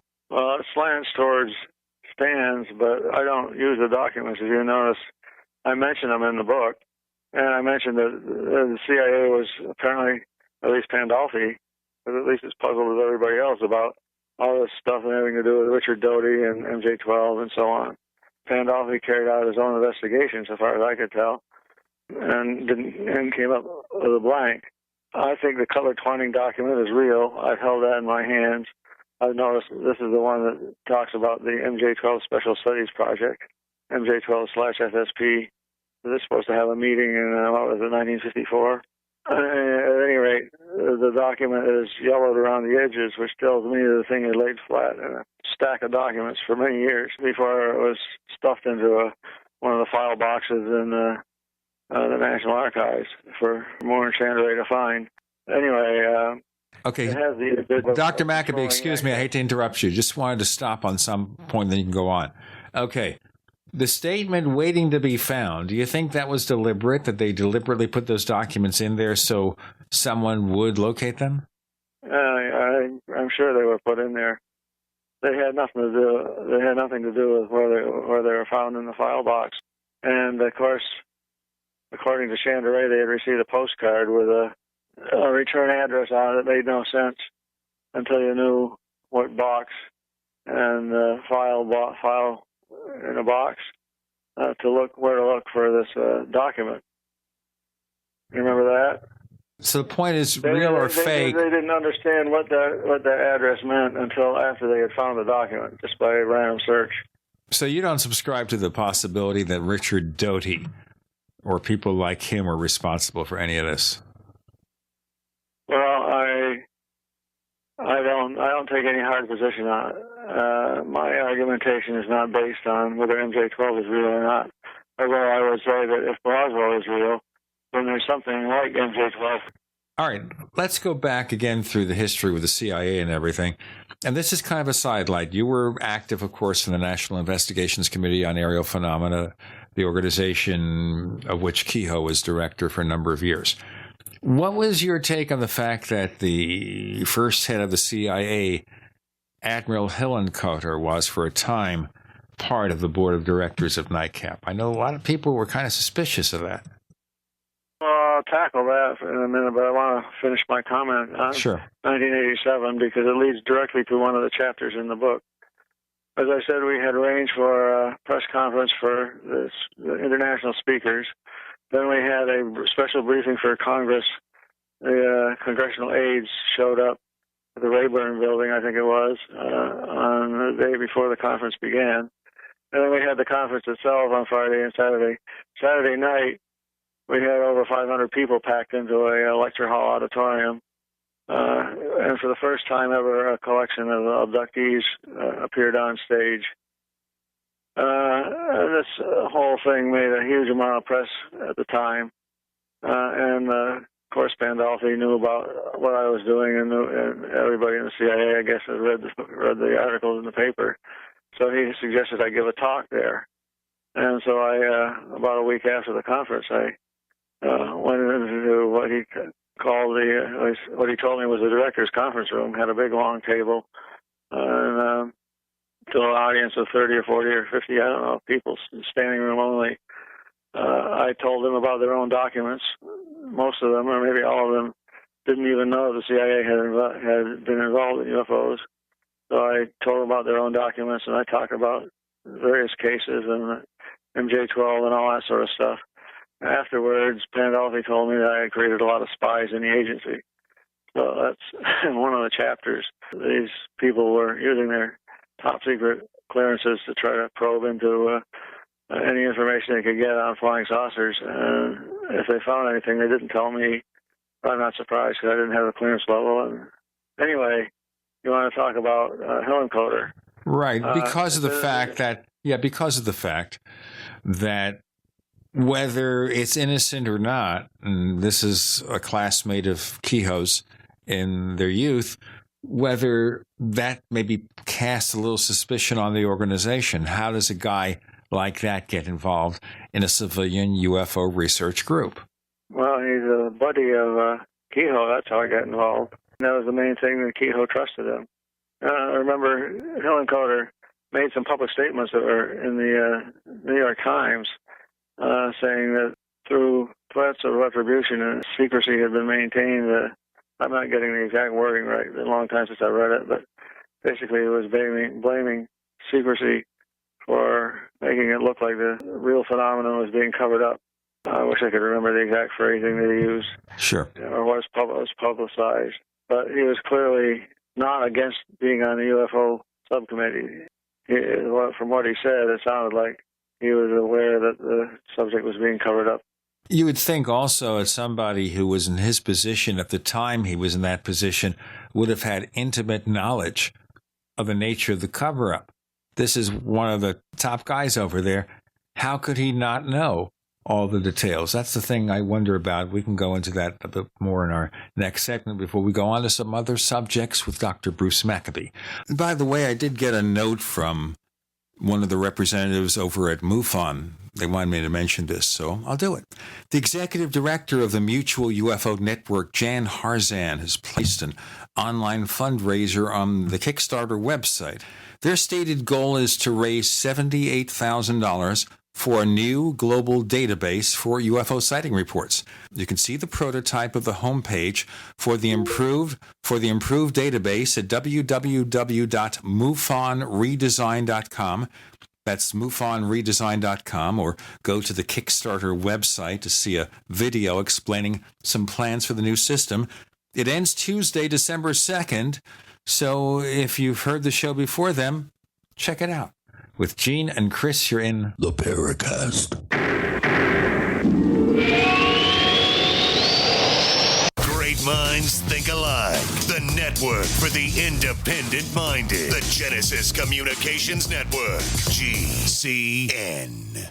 So here's what happened. I was placing an order online. The site went down. It took hours before it returned, but I'd already placed the order with another company. If your site goes down, you could lose business. And if you have a business or personal site, you'll want to know it's easy to run and it will stay online. At iWeb, your site is hosted on one of the most reliable networks in the world. Talk to a sales rep at iWeb.com. Use the promo code TechNightOwl for a special discount. First came Attack of the Rockoids, and it was a critically acclaimed success. And now there's The Coming of the Protectors. A former military intelligence man is contacted by a space woman in a dream that turns out to be a nightmare because evil forces on her distant planet are planning to conquer the Earth. This is gripping science fiction of the classic kind. Attack of the Rockoids and The Coming of the Protectors. Find out more at rockoids.com. That's Rockoids, ROCKOIDS.com.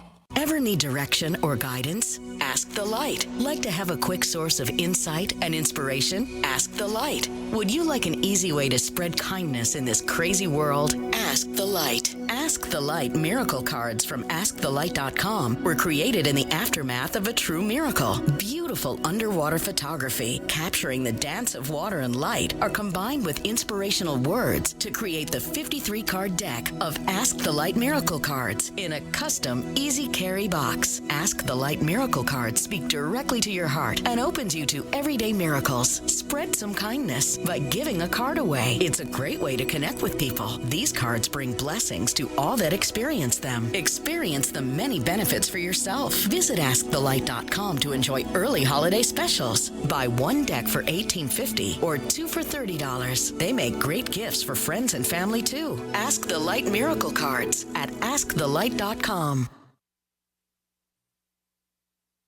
Alex Jones here. For the last 2 years, I've been working with top doctors, nutritionists, and chemists to design a nutraceutical formulation that has truly life-changing health benefits. So many other formulations out there contain toxic ingredients, synthetic additives, and even GMOs. Introducing the all-new Ancient Defense Herbal Immunity Blend, crafted with over 14 key ancient herbs and extracts to supercharge and prepare your body for what experts admit is the most dangerous season of the year. We have rejected hundreds of other formulations in our quest to bring you what is simply the most powerful and comprehensive proprietary formula that we have ever created in the realm of herbal immunity. Experience the benefits of combining over 14 ancient herbs and extracts with exciting new advances in nutraceutical science. Now is the time to secure Ancient Defense for you and your family. Visit InfoWarsLife.com or call 1-888-253-3139. That's InfoWarsLife.com. Don't Complain about your cable bill going up and up and up. Do something about it. Grab a pencil and jot down this special number, 1-855-905-MY-TV. The more cable TV rates go up, the better digital satellite TV looks. Say goodbye to the cable guy and get more of your favorite channels in 100% digital quality for less money. Call 1-855-905-MY-TV. Sign up for packages starting as low as $19.99, and there's no equipment to buy. You get free HD TV upgrade, a free DVR upgrade, and free professional installation. You control what you watch when you watch it. Record your favorite shows, pause and rewind live TV, even skip the commercials. Watch local channels too. At just $19.99, what are you waiting for? Pull out your major credit or debit card. Call 1-855-905-MY-TV. 1-855-905-MY-TV. Say goodbye to the cable guy. Cut costs and get more. 1-855-905-MY-TV. 1-855-905-MY-TV.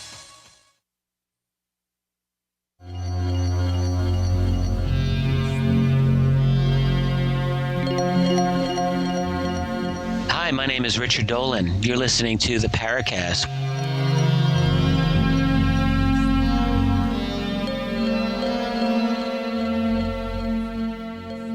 Don't forget, plus.theparacast.com, plus, plus.theparacast.com. Check out information about our new premium service called Paracast Plus, and we start up with ad-free versions of the Paracast, higher resolution copies, so it sounds better on your iPod, your iPhone, your iPad, whatever you listen to it on. We have a chat room, and starting this week, we'll be debuting After the Paracast, the After the Paracast podcast with color commentary and more. Plus.theparacast.com. Dr. Bruce Maccabee is here, and I was just mentioning briefly about the fact that the first head of the CIA got involved in the civilian UFO research organization. And do you think maybe they kept him in the dark on any of this?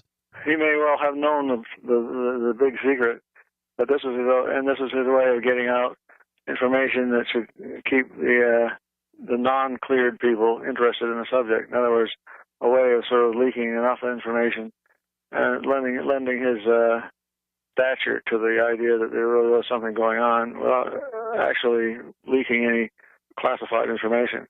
I presume you're aware that Concord was not the only CIA guy to be in NICAP. The Border Control had a couple of people, and the last NICAP director was a CIA agent.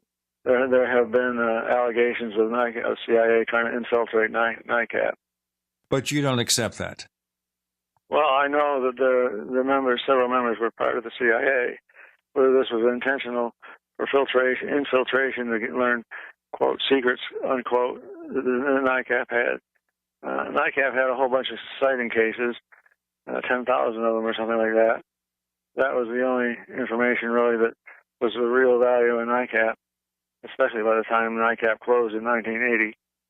There is a new NICAP, by the way, which is on the web, not related to the old one. Just taking an old name and rebooting it. Also, from time to time over the years, one of the other key figures at NICAP, Richard Hall, who basically was the office manager in the 60s. Kehoe wasn't in there every single day. He'd come in a couple of times a week, but Richard Hall ran the show, and some people talked about his possible military and intelligence connections. What do you say about that? Well, he publicly stated that he had been, the CIA had tried to recruit him and he had turned him down. As for any other aspects of his military, I don't know about.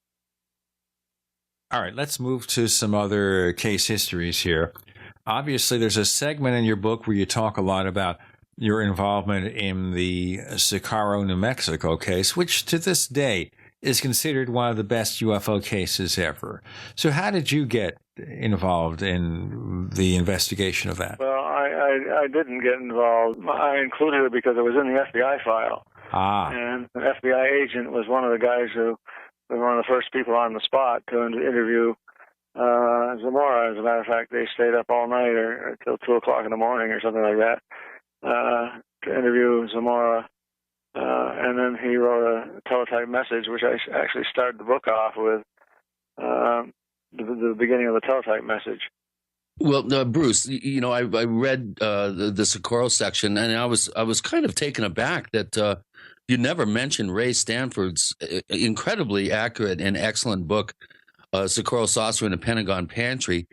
And you also never mentioned the collection of metal scrapings that were bladed off the landing strut in the ravine there that was subsequently taken through Richard Hall's connections to the Goddard Spaceflight Materials Lab to be never returned. You never mentioned any of those things. Well, what are your comments about Ray's book, Ray's work on that case, and some of the interesting subterfuge that went on with that physical evidence?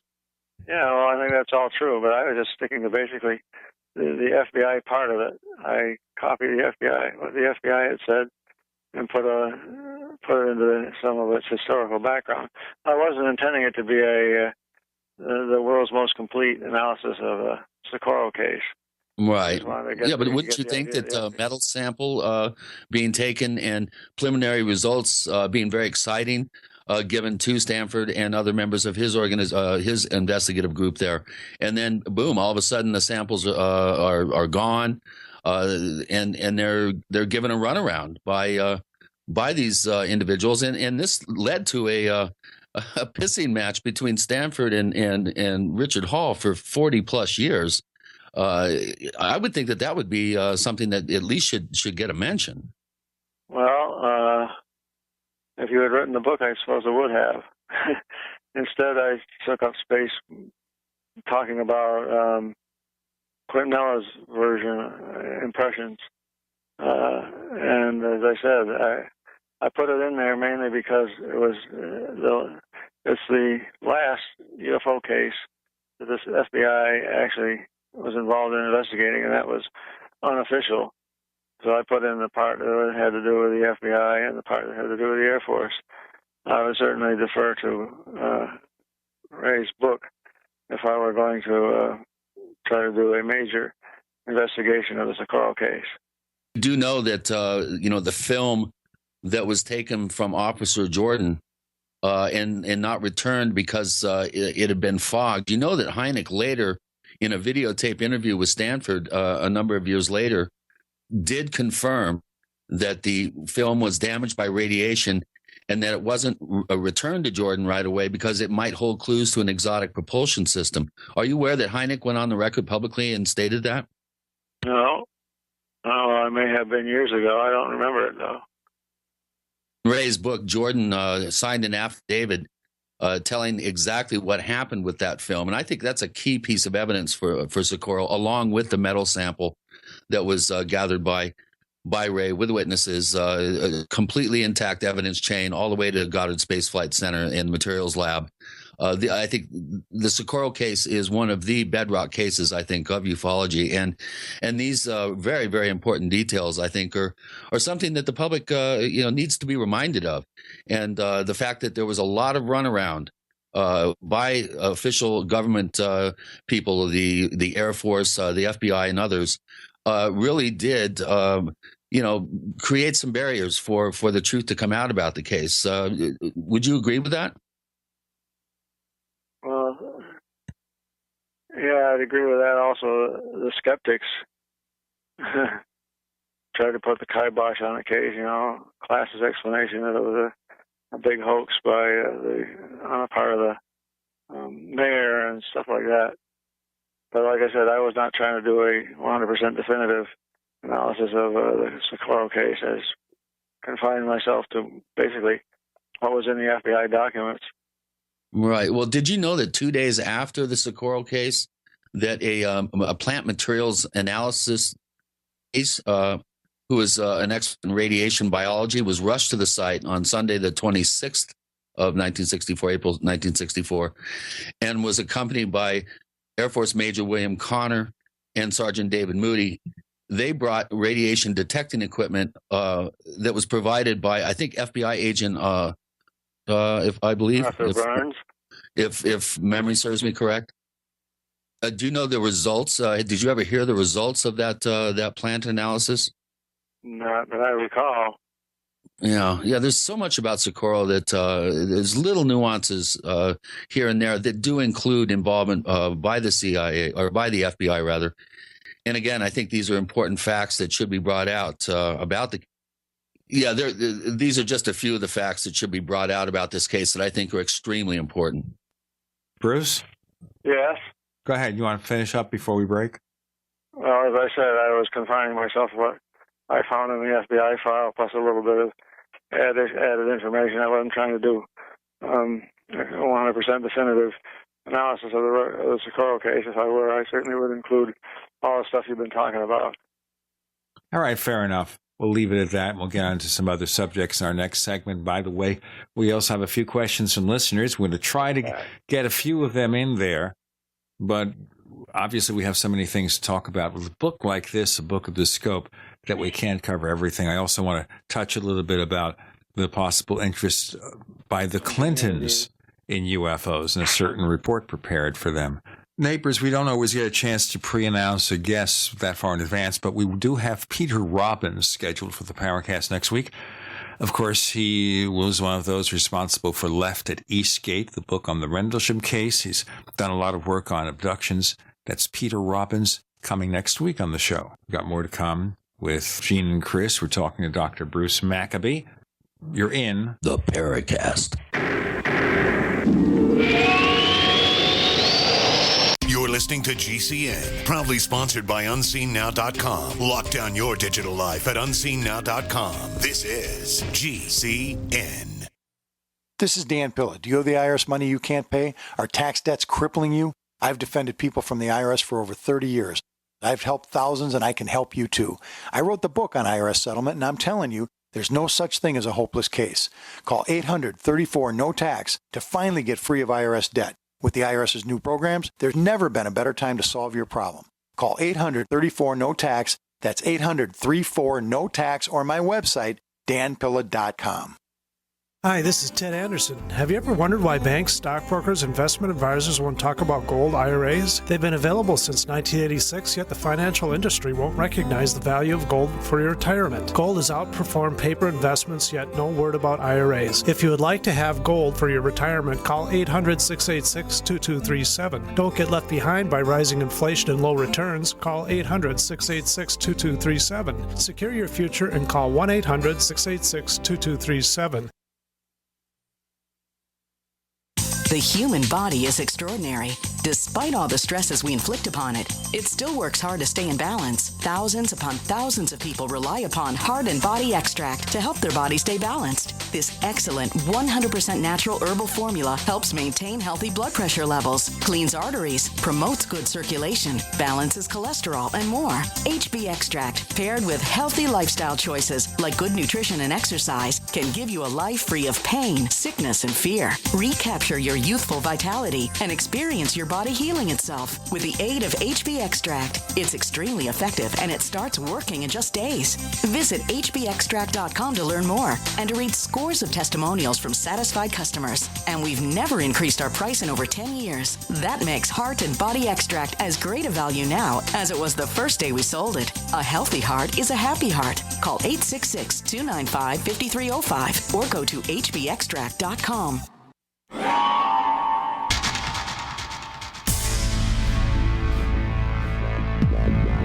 Welcome back to the Paracast, the gold standard of paranormal radio. And now, here's Gene Steinberg.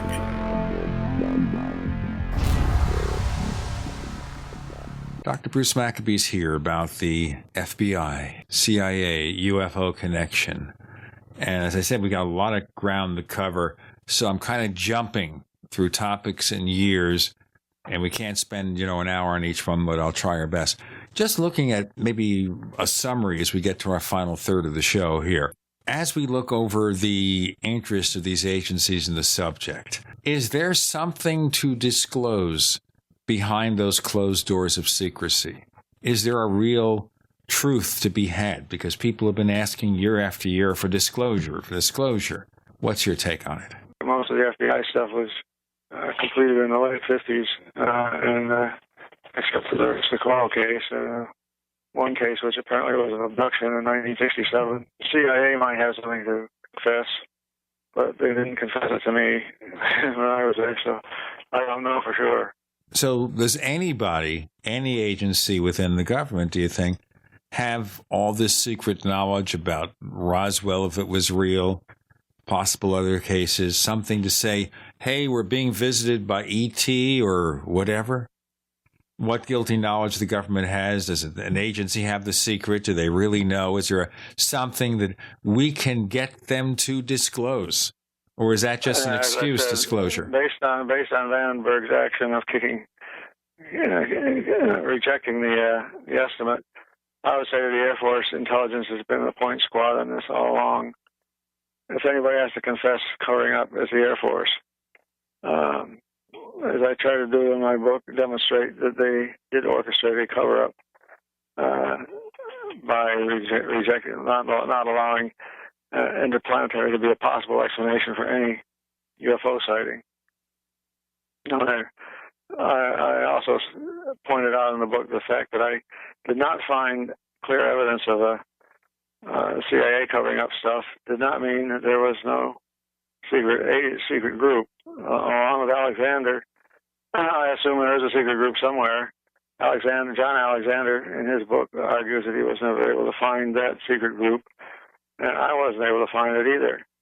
But I defer to Kit Green's comment that he had interviewed a number of people, and some people, top-level people, and some people knew something and some didn't, but it gave him the impression that there was something going on somewhere. It just couldn't get to it. My guess is it's a contractor type of operation where there's a very thin pipeline, not many people are aware of a lot of money that's flowing to some contractor, analyzing whatever's available. Clearly, if Roswell is real and there's crashed debris and bodies, there's some major work going on somewhere. At the very least, they're controlling access to the information. If Roswell, if there have been no crashes, there's still a cover-up of the conclusion that some of these things seen in the sky are interplanetary. So would the point people responsible for this secret be largely in private industry with maybe just a few people in the government in on what's going on? That's what I would say. You minimize the number of people who know the secret in order to minimize the possibility that it gets out. And depending on who it is in the government that knows the secret, it's probably the government is probably less trustworthy. Government employees may be less trustworthy than contractor employees in this regard. But the real question comes down to why don't they let us know what's really going on? Is there something that they know that we don't that makes it clear that it would be detrimental to civilization or something like that if they were to have, quote, complete disclosure, unquote? Well, what about the Office of Naval Intelligence? You were in the Navy. I've been hearing whisperings all over the place over the years about the involvement of the ONI in investigating UFOs and in having some sort of a presence in this particular subject. Over the years, what have you heard about ONI's knowledge? Do you think that they're involved in any sort of cover-up?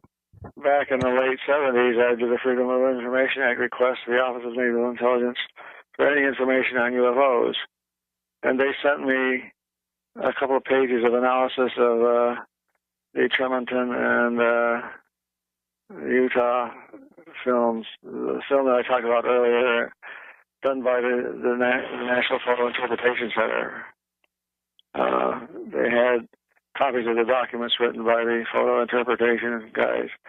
Now, I sent the Freedom of Information Act guy a copy of a document I found in the FBI file, which was a report of by naval aviators in Alaska seeing balls of light flying around and then chasing the balls of light and so on. This is where they had airplanes up there all the time in case of Soviet incursions across the Bering Strait. So I not only did I ask them for the documents, I said, here they are. can you find these? And there was a document related to these sightings in Alaska, and it had commentary on it by some operational Navy research group, Op 344 or whatever the number was, something like that. And I sent that to the Freedom of Information Act guy by the name of Corchalis, and he said they searched all up and down, left, right, and sideways. They weren't even able to find the document that I had, and so it only existed in the FBI file, I guess. And they couldn't find anything else other than these photo interpretation and analyses of the Clementon and Great Falls movies. Well, Bottom sounds line like was, my Freedom of Information Act didn't turn up anything that the Navy was doing. It sounds like they've been really covering their tracks pretty well, don't you think? Well, they would have covered their tracks very well, yes. You would hear about things like tracking fast-moving underwater objects in the tongue of the ocean, or Navy cases like that, or you might include the Operation Mainbrace cases in September of 1952 as Navy.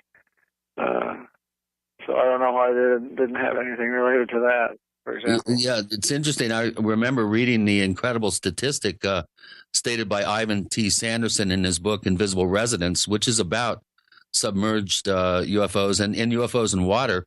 And he made the outrageous statement that 50% of all UFO sightings are somehow connected with bodies of water. So you would think that the Navy, if that's true, the Navy would have a voluminous files on cases that involve UFOs in water. It's mind blowing to me that there's almost no FOIA results coming back from the Navy. Yeah, well, I never. I know some people who are in the Navy laboratories who are interested in the subject, but they didn't indicate that they were part of a research group devoted to UFO analysis.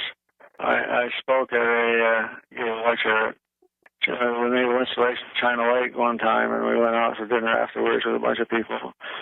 People were throwing things around, so on, but again, there was no indication that there was somebody there who knew a lot more than I did, or was covering up some sort of an ongoing research group. Did anyone from the military ever come to you and say, you know what, you're kind of walking on eggshells here, maybe move away from a particular topic or exploration? No, the place that I work told me, we don't care what you're doing in your spare time, as long as you don't get us involved. That is the name of the laboratory. So I would say I work for the Navy, but I wouldn't put the name of the laboratory on. Of course, I put it in my book because it's all years ago now, at the time. There was one time when I was reprimanded for giving a UFO lecture to a group of retired Air Force colonels. And this lecture was given at Fort Myers in Washington, D.C. And after I given this lecture and talked about nuclear UFOs over a nuclear site, this lecture was way back in the early 80s. Let's find out what happened when you gave that lecture in our next segment. Dr. Bruce Maccabee is here with Gene and Chris. You're in the Paracast. Neighbors, are you tired of dealing with a slow web hosting provider? Well, check out A2 Hosting and their screaming fast Swift server platform. They even have SSDs that load pages 300% faster than the competition. Ready to give your site a speed boost? Well, tell you what, neighbors, head on over to a2hosting.com. That's A2, that's number 2, a2hosting.com. Check out their Prime hosting account.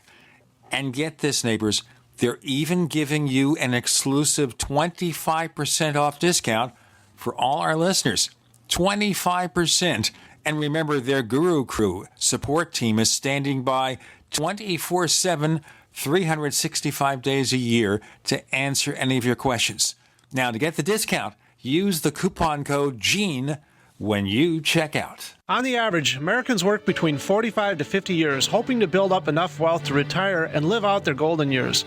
Unfortunately, with taxation, the rising cost of food, energy, housing, and medical, many retirees are forced to live below the poverty line. Is this a flaw free enterprise, or is our monetary unit we call the Federal Reserve Note forcing us into perpetual debt, ensuring inflation and higher taxes? These questions and more can be answered by reading G. Edward Griffin's book, The Creature from Jekyll Island. Congressman Ron Paul states it's what every American needs to know about central bank power. A gripping adventure into the secret world of international banking cartel. Hi, this is Ted Anderson. I will give a silver dollar from the early 1900s to anyone who purchases this book. Call 1-800-686-2237 and order a copy today. It's critical that the public be made aware of the system. Call and order your copy today at 1-800-686-2237. That's 1-800-686-2237.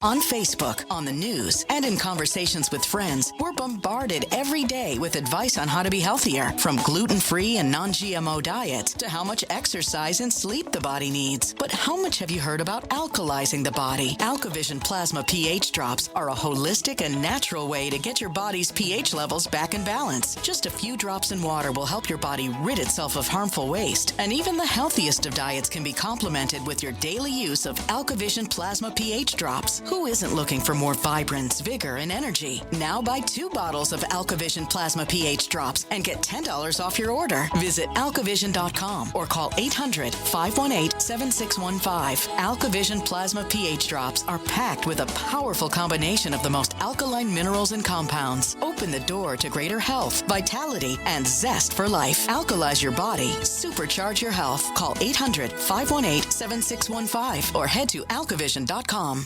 What good is a Big Berkey water filter?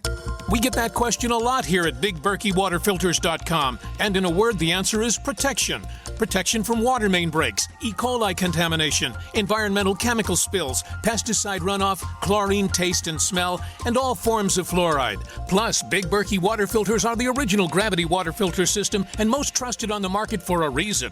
Tested by multiple independent NSF EPA certified labs, they are the gold standard in water purification. At only 1.7 cents a gallon, a single set of filters can last for 5 to 10 years. That means big savings. Big Berkey, the one that's powerful enough to purify stagnant pond water. Get a Big Berkey today at BigBerkeyWaterFilters.com. GCN listeners receive 5% off all ceramic filter systems. Visit our website or call 1-877-99-BERKEY. That's 877-99-BERKEY. Big Berkey Water Filters, for the love of clean water. We'd like to hear from you. If you have a comment or question about the Paracast, send it to news@theparacast.com. That's news@theparacast.com. And don't forget to visit our famous Paracast community forums at forum.theparacast.com. Okay, early 80s, you're giving this lecture to some Air Force people. I think it was a Society of Old Crows or something like that. I forget the exact name they call themselves, but they were mainly colonels and above in the Air Force. And after the lecture was over, some old guy, compared to me, looked like he would be in his 60s. He says, "You can't talk about that stuff," or words to that effect. He was. I don't know if he'd known in advance what the lecture was going to be about, but he was essentially admonishing me against talking about UFOs. That's the closest I ever got to being told I should shut up. Of course, I wonder in situations like that, where if they talk to people like you and say something, you might report to the public what they did, and that just makes you look more credible. Well, yeah, I think this guy's comment was probably spur of the moment on his part, and of course, I noted the comment and basically ignored it. Went right on talking. I went and talked to another guy who was an Air Force captain, I believe, who said that he had been in charge of a missile base in Utah, and the same thing had happened at his place. Let's just move in our final 3 segments, catch as catch can, to other subjects. Okay. We think about this now because there may be another Clinton vying for the White House very soon. the reported interest by the Clintons in UFOs dating back to the 1990s. Some observations? As you know from reading the book, I ended up writing a briefing for the President's Clinton science advisor. Right. In 1993, a few months after Clinton had taken office. That was a result of Lawrence Rockefeller and Scott Jones. Lawrence Rockefeller, I presume everybody recognizes the name. Scott Jones was acted as a UFO investigator. And he was the head of the so-called Human Potential Foundation.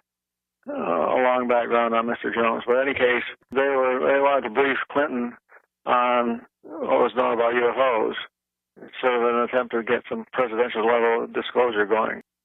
And they knew Scott Jones knew Gibbons personally, and told Gibbons they want to get a lot of time with Clinton to talk about well, they didn't say initially what it was. And Lawrence Rockefeller was a big donor, so of course he could get time anytime he wanted, practically. And so they made an arrangement with Gibbons that they would brief Gibbons. He said, you can talk to the president, but you have to get it past me, in effect. So Lawrence Rockefeller and Scott Jones made an arrangement to talk about UFOs to John Gibbons. And Gibbons was petrified, according to Pandolfi. The thought of losing credibility by talking about UFOs. So I was unaware of all this until 13th, I guess it was, of April, and I was at home doing some work, and I got a phone call from Pandolfi saying, I want you to provide a briefing for John Gibbons, the President's science advisor. At which point my jaw sort of fell to the floor. It's obviously an amazing opportunity. So immediately I started thinking about typical presentations take a week or more to develop all the view graphs and script and everything else that goes along with it. So then Pandolfi says it's got to be ready by tomorrow. And I began wondering how in the world I was going to do this. And then he said it's got to be faxed to the Gibbons office by 8 o'clock in the morning. So I sat down and wrote out what I could in that amount of time, and sent it at 8 o'clock in the morning. And a few hours later, I learned that the meeting had been held at 7:30. Typical governmental situation. My briefing paper had no impact on whatever the discussion was when Lawrence Rockefeller and Scott Jones actually talked to Gibbons. Well, why do you think that the whole subject didn't get legs and actually become a talking point in the administration? It almost seems like it just totally disappears from the scene from that point on. Well, it didn't disappear from that point on. Anybody who knows what Grant Cameron has collected, or you can write under the Freedom of Information Act, all papers generated about UFOs at the White House. The Rockefeller push, you might say, went on for another year, a couple of years. I think it was 95 or 96 that... Yeah, I'm saying after that particular initiative, it seems to have disappeared off the radar for the most part. Right, yeah, right. After 96, there was nothing, if that's what you mean. Supposedly, Clinton and Mrs. Clinton were briefed when they were on vacation at Rockefeller's ranch in Wyoming. After that, you don't hear anything about it. Right. And that was about the time that I met Rockefeller, and he did express his frustration over the lack of response by the administration. The whole issue seemed to have kind of spun its wheels and then just, like I said, fell off the radar. And he was very frustrated by that because he thought he had put together, some slam dunk information that would be impossible for the president and his and Gibbons and others in the administration to ignore. I was at we had a little mini conference, I guess you could say, at Rockefeller's ranch in the fall of '93. And I and a number of other people who gave presentations there on the subject and various aspects. I talked a lot about the New Zealand case, for example. And so far as I could tell, there was no net result of that. I was advised by my boss that his boss had wanted me to write some UFO, or send them up some UFO documents because they had a request from a Navy admiral who Lawrence Rockefeller and Scott Jones knew. I don't know who it was, but this Navy admiral had called up the captain in charge of the laboratory where I work and asked, "Is Bruce Maccabee crazy?" or words to that effect. And so that question worked its way down through the ranks to my boss. And my boss didn't think I was crazy. So, and he said, "The captain of the lab wants to read some of your work." So I sent some of my best writing up the chain of command to the captain. I never heard anything else about it after that, but I guess they decided, since I wasn't fired, I guess they decided I wasn't crazy after all. So they decided you were sane after all. Yeah, right. Okay, that explains it right now, Chris. That's why sometimes in my life I've worked at a job and they've decided they'd rather have somebody else do that job. So maybe they determined that I was a little bit too crazy for it. No, I'm not saying that. Let me tell our listeners we have that new service, plus.theparacast.com, the Paracast Plus, plus.theparacast.com. If you join up, $5 a month, $50 a year, you get the ad-free version of the show, none of those inserted ads, higher resolution, and extra content. In fact, we're going to introduce a new segment called After the Paracast, which will be an irregular segment where Chris and I just talk shop and sometimes talk about the show without interruptions, without a clock. But the clock is moving right now. We've got Dr. Bruce Maccabee with us. I'm Gene Steinberg with Chris O'Brien. You're in the Paracast. Not just an alternative to the mainstream media. We're the premier independent talk radio network. We are GCN.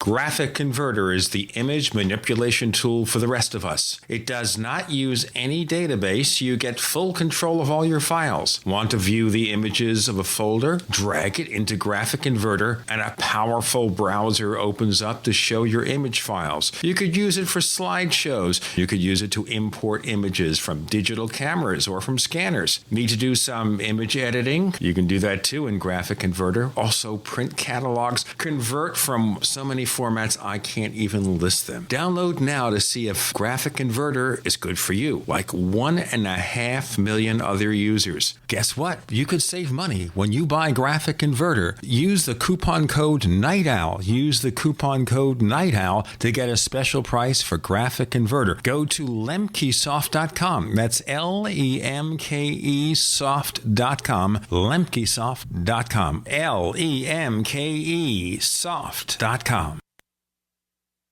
We all know that Berkey Water Purification Systems are the most trusted name in water filtration. As an authorized Berkey dealer for over 6 years and serving thousands of satisfied customers, the Berkey Guy offers amazing specials for Berkey water filtration systems. The Berkey Light systems include a set of self-sterilizing and recleanable black purification elements that purify water by removing chlorine, pathogenic bacteria, cysts, and parasites to non-detectable levels and remove harmful chemicals such as herbicides and pesticides. Order the Berkey Light system today, complete with 2 black Berkey elements for only $231, and the Berkey Guy will ship your order free of charge. With the purchase of a Berkey Light, the Berkey Guy is also offering a set of fluoride and arsenic filters for only $39.99. That's over 30% off the retail price. Call the Berkey Guy at 1-877-886-3653. That's 1-877-886-3653. Or order online at goberkey.com. That's goberkey.com today. Hi, my name is Scott Fuchs, teacher and rowing coach for over 14 years. I was sluggish, overweight, on prescription drugs, and only 30-something. Fortunately, I was referred to Dr. Z, and happy to say Dr. Z's all-natural protocols over a consistent course resolved my health issues. I'm in the best shape of my life, and most importantly, on 0 medications. I'm Dr. Zdanowski, author of Evology, trained as a primary care physician, surgical manipulation under anesthesia, expert in nutrition, diet, weight loss, immune system, and I specialize in chiropractic. My 15 years of professional experience has taught me the 4 keys to vibrant health: a balanced musculoskeletal system, an integrated nervous system, a flowing lymphatic system, and a body filled with over 90 essential nutrients. This has been a secret too long. Actualize your potential, reverse disease. Call me, Dr. Z. 201-945-1177, 201-945-1177, evolyourself.com. Breakfast, lunch, and dinner. 3 square meals you'll need in an emergency. So the Freeze Dry Guys 3 square meal unit sale is just the ticket. A variety pack of tasty, nourishing breakfast, lunch, and dinner on sale now. Breakfast is Freeze Dry Guys' favorite. Hot oatmeal and sweet dehydrated bananas. Lunch is Mountain House freeze-dried hot macaroni and cheese and crisp green beans. And dinner is Mountain House long grain wild rice pilaf and hearty beef stew, vegetables, and gravy. Call Freeze Dry Guy and ask for details on the 126 serving 3 square meals unit. One case normally $164.37. Sale price at only $138.90. Save over $25. Get 2 or 3 cases and save even more. Or ask about Freeze Dry Guys Fall Chili Special. Always free shipping to the lower 48 states. Call 866-404-3663 or click freezedryguy.com. And hurry, the Fall Chili Special and 3 square meals unit are on sale while supplies last. From the Freeze Dry Guy, the finest freeze-dried and dehydrated foods available for long-term storage, period.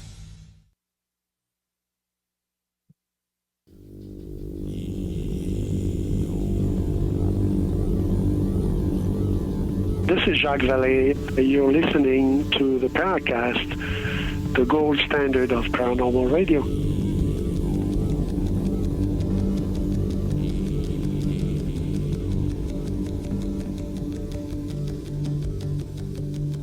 This is the Paracast with Gene and Chris. We're going to go on with lots and lots of discussions in our remaining 2 segments. Dr. Bruce Maccabee, since we brought in the issue of President Clinton, do you think any of the presidents have any real knowledge of what's going on about this subject? I don't want to leave that standing.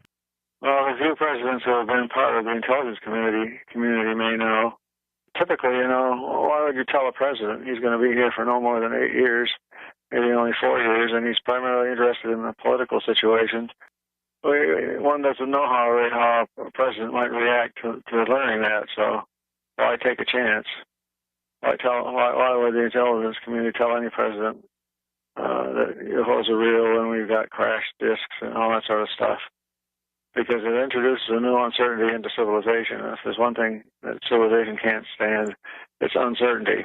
What about in the early years when UFOs were first becoming ubiquitous? What about President Truman, Eisenhower? Do you think maybe they knew more than their successors?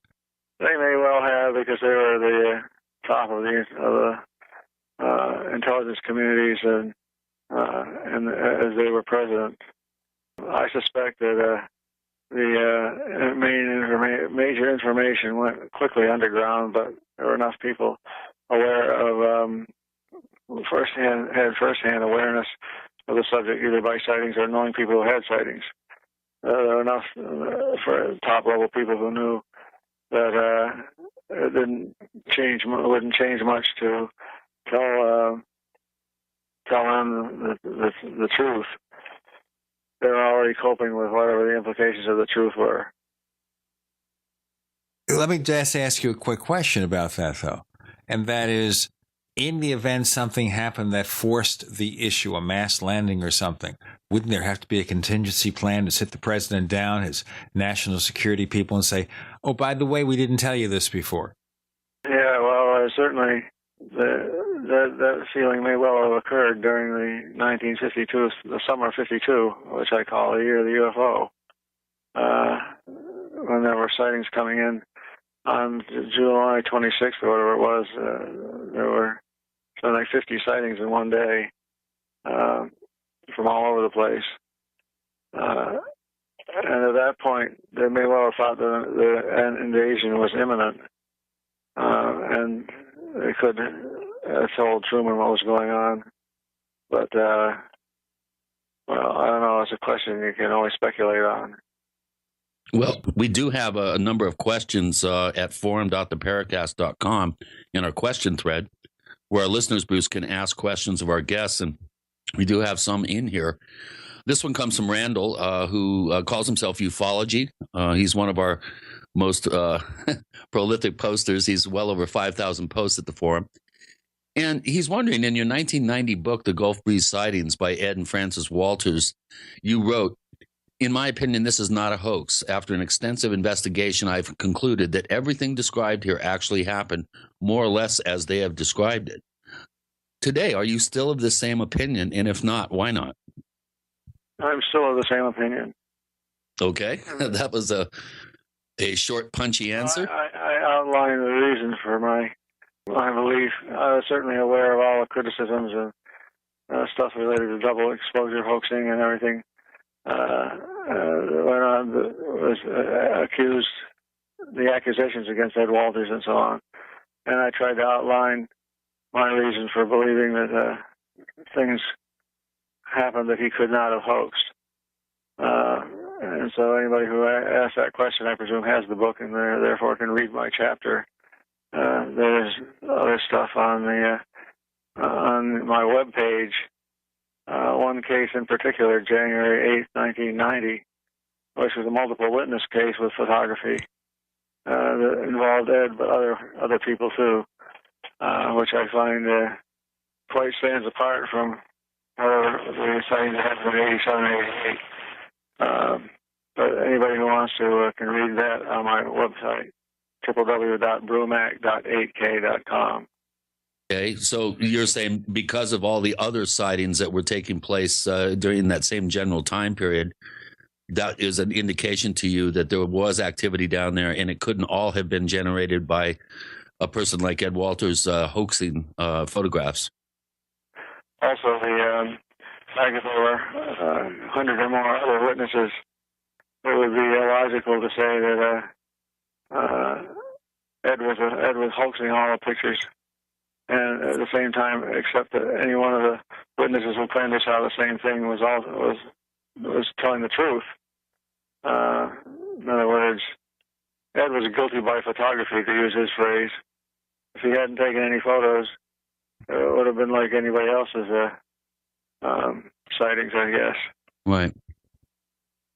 Well, here's another question that we have. This one's from Blowfish, who's been a poster at forum.theparacast.com since January of 2010. And he's speculating, kind of riffing here a little bit, and he's wondering if you think there are two types of space programs controlled by China, Russia, and the USA.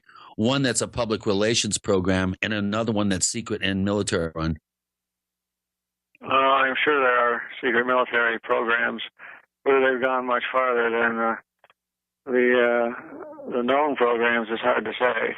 I could only speculate.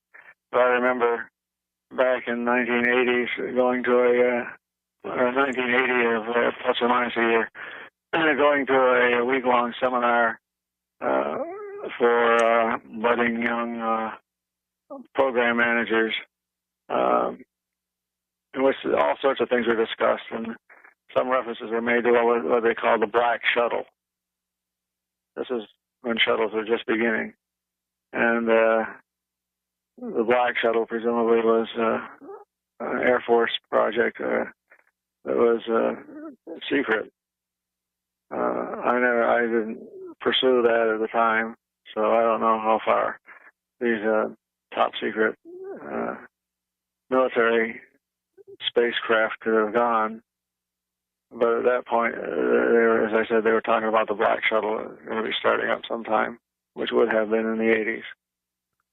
Well, Bruce, what do you think of this movement within the space program to privatize and go with corporate entities like SpaceX, Elon Musk, Orbital Technologies, Robert Bigelow and his Bigelow Aerospace?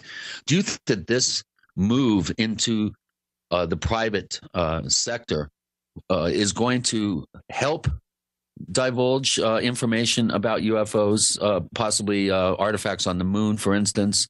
Or do you think that this is going to further hinder any sort of disclosure?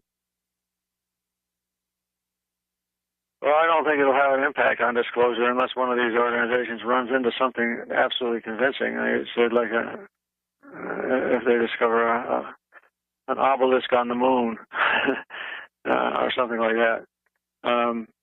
If somebody crashes into an unknown alien spacecraft and they get pieces of it, I think it would take something pretty convincing to have an impact on one of these programs that you're just talking about. But the real question is, if they ran into something, is there a fine print in a contract that says if you run into something that's clearly alien, you have to give it up to such and such a government organization? Well, that makes sense for the U.S., but what about China? What about India? Do you think if they come up with some sort of amazing slam dunk evidence of artifacts on the moon, let's say, as an example, do you think that they would release that information just to embarrass the United States or to put pressure on the United States, possibly to disclose more openly the extent of their knowledge? Let's have the answer in our next segment, the final segment, with Dr. Bruce Maccabee. And Gene and Chris, you're in the Paracast.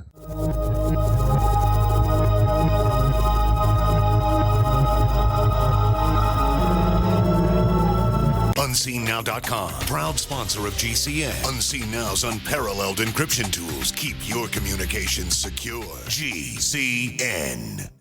Attack of the Rockoids has been well received by critics and readers alike. It's a thrill-a-minute story you'll never forget. A former U.S. military intelligence officer is haunted by intense dreams about a beautiful woman pleading for his help after a terrible battle in outer space. But the dreams turn out to be true and thrust him into a telepathic love affair with a woman whose faraway planet is intent on destroying the Earth. And now the gripping tale continues in The Coming of the Protectors. It's the second book of the Rockoids trilogy, a galaxy-spanning adventure that pits our hapless heroes against powerful, fanatical enemies that threaten the lives of freedom-loving beings everywhere. Attack of the Rockoids and The Coming of the Protectors. Classic science fiction at its best, available now. For more details, visit rockoids.com. That's ROCKOIDS.com. We all have our own idea about what being safe and secure means. The door's locked, bills are paid, you've got a job that keeps the lights on, and a home to call your own. But what happens when Mother Nature throws a curveball? I'm telling you to take cover. Are you prepared to live without electricity or passable roads for weeks at a time? Do you even have a plan B? If you do, are you willing to bet your life on it? Children left with no homes. And no one's coming to help them. The first step towards self-reliance in the face of disaster is a visit to mypatriotsupply.com. There you'll find the absolute best prices on storable foods, non-GMO seeds, emergency water filtration devices, and so much more. All orders over $49 qualify for free shipping in the lower 48 states. Call 866-229-0927. That's 866-229-0927 and speak to one of our preparedness advisors today, or visit us at mypatriotsupply.com. Remember, before it's time to survive, it's time to prepare. Don't complain about your cable bill going up and up and up. Do something about it. Grab a pencil and jot down this special number, 1-855-905-MY-TV. The more cable TV rates go up, the better digital satellite TV looks. Say goodbye to the cable guy and get more of your favorite channels in 100% digital quality for less money. Call 1-855-905-MY-TV. Sign up for packages starting as low as $19.99, and there's no equipment to buy. You get free HD TV upgrade, a free DVR upgrade, and free professional installation. You control what you watch when you watch it. Record your favorite shows, pause and rewind live TV, even skip the commercials. Watch local channels too. At just $19.99, what are you waiting for? Pull out your major credit or debit card. Call 1-855-905-MY-TV. 1-855-905-MY-TV. Say goodbye to the cable guy. Cut costs and get more. 1-855-905-MY-TV. 1-855-905-MY-TV. If you need to say happy birthday, happy anniversary, thank you, or simply I'm thinking of you, ProFlowers.com is the key. ProFlowers has stunning bouquets, like the best-selling 100 blooms for $19.99. Plus, ProFlowers will include a glass vase for free. Sending someone a wonderful surprise of beautiful flowers sent fresh from the fields is easy. Choose the bouquet you like, pick the delivery date, and each order is 100% guaranteed. Plus, all bouquets from ProFlowers are guaranteed to last at least 7 full days. Beautiful, fragrant flowers, picked fresh and sent to your loved one for lasting enjoyment. To get this incredible savings and send someone 100 gorgeous blooms with a free vase for $19.99, go to proflowers.com. Click the blue microphone in the top right corner and enter code PLOW. That's proflowers.com. Click the mic and enter code PLOW.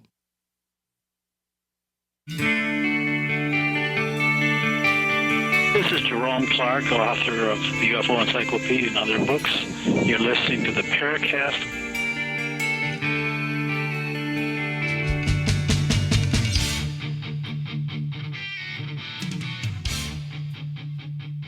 Remember, plus.theparacast.com, plus.theparacast.com. Sign up for our Premium Plus package, $5 a month, $50 a year, and we'll be adding some new special features, okay?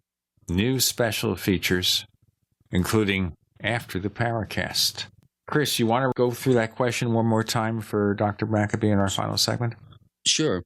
Because we're seeing other countries like India and China starting to go to the moon, have a more robust presence in space, do you think if these countries discover some sort of slam dunk information that's highly sensational, let's say artifacts on the moon would be the obvious example, do you think that they would disclose this to embarrass the United States possibly, or to put pressure on the United States to be more forthcoming about our knowledge of what's really going on with UFOs and supposed visitation? Well, first part of the question ought to be, would they release the information anyway, whether to embarrass the United States or not? There may be some secret agreement that if they run into clearly alien technology somehow or other, they're going to keep quiet about it. They might release it. I don't know if they say, "Oh, goody, we can embarrass the United States by releasing this information." If there's something about this information that has convinced the U.S. government that it shouldn't be released, that same information probably would convince the Chinese or the Indians. Sure, but what about the Iranians? What about these rogue nations? Do you think they will have the same concerns? What about North Korea? Well, it depends on the information that's being withheld, and you don't speculate. Yeah, they don't have space programs, Gene. I mean, Sure, but that doesn't mean they don't have information. Maybe it doesn't mean that a UFO can't crash in North Korea or in Iran or in any of these other countries. You know, they have UFO sightings too. Sure, if a UFO crashed in Iran, would they run and tell the United States that we got one? Or would they cover it up? I don't know. They sure didn't cover up somehow managing to hijack one of our drones there a few years back. But that's not impossible technology or an impossible sighting. They're starting off from the point of view that UFOs don't exist, therefore you can't get a crashed one. If a crashed one comes along, then this changes the whole game, and they may follow along the same line of thought as the U.S. Air Force did back in 1947. The bottom line would be, I'm Chinese or I'm Iranian or I'm Afghanistanian or I'm South Africa or wherever. Is it going to do me any good to release this information?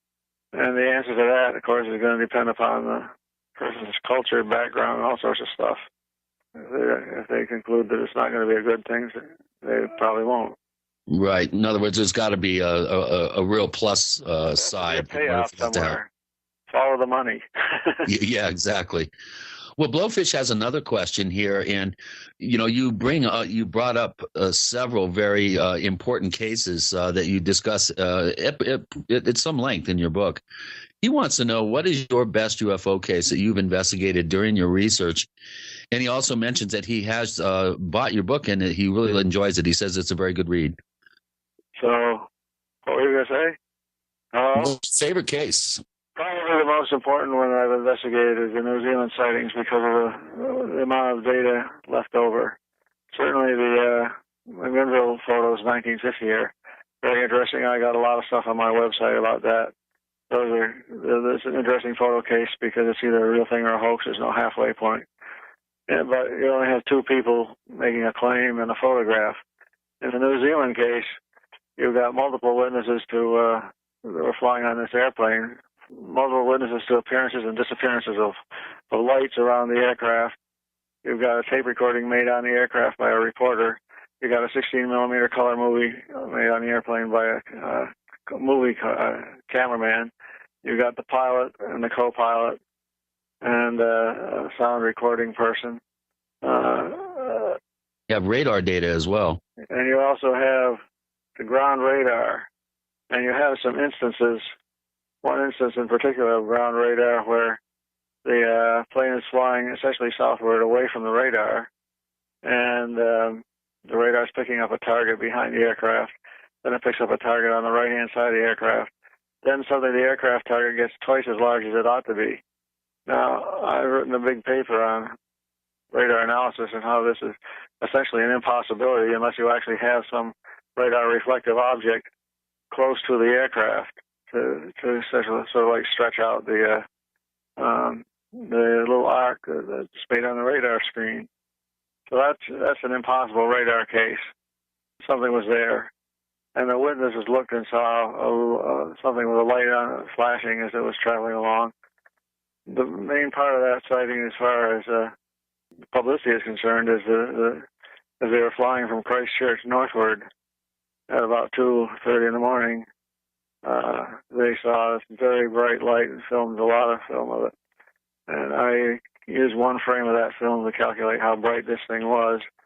I make an estimate of its brightness, and I wrote a paper that appeared in Applied Optics, a little paper that appeared in Applied Optics in the summer of 1979, and then a rebutting paper appeared in December of 1979 saying it was a squid boat, and then I rebutted the rebuttal, and yet another paper said it couldn't have been a squid boat because it moved. Anyway, that has it's a very complicated series of events. Bruce, we really haven't got enough time to really cover all the ramifications. I want to ask you just one final question before we end the show, and it's going to require probably a lot of discussion, but we don't have more than a couple of minutes. And that is, we look over the years at the obvious evidence that eyewitness testimony is extremely unreliable. Of course, a lot of UFO cases don't have radar visual sightings or photographs or anything like that.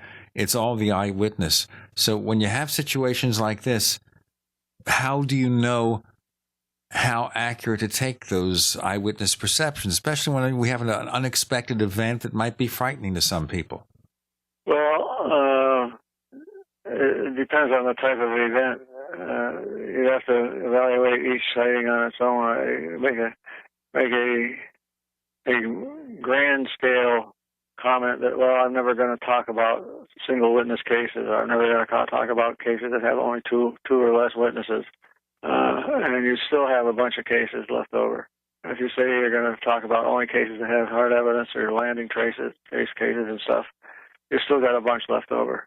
So I think you have to evaluate each case on its merits. And certainly most of them are single witness cases, but that doesn't mean that the single witness case has to be bad.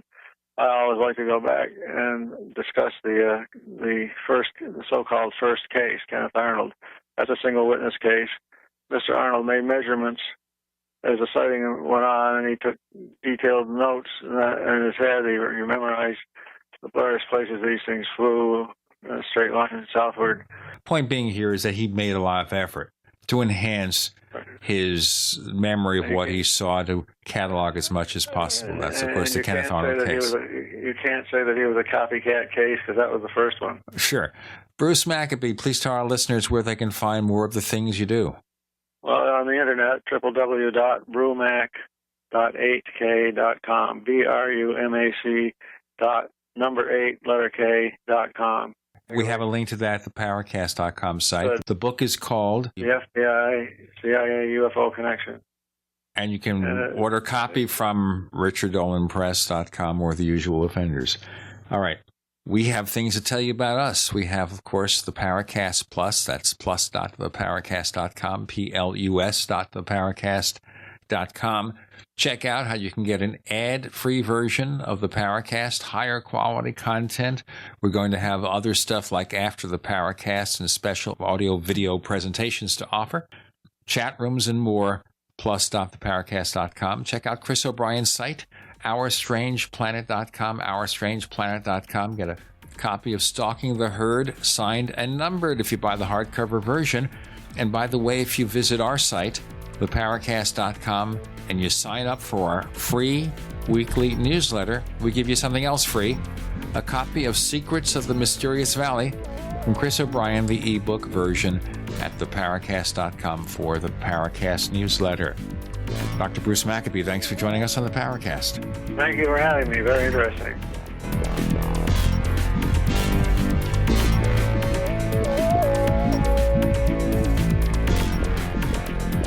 The Paracast, featuring Gene Steinberg and Christopher O'Brien, is a copyrighted presentation of Making the Impossible, Incorporated. Tune in next week for a new adventure in The Paracast.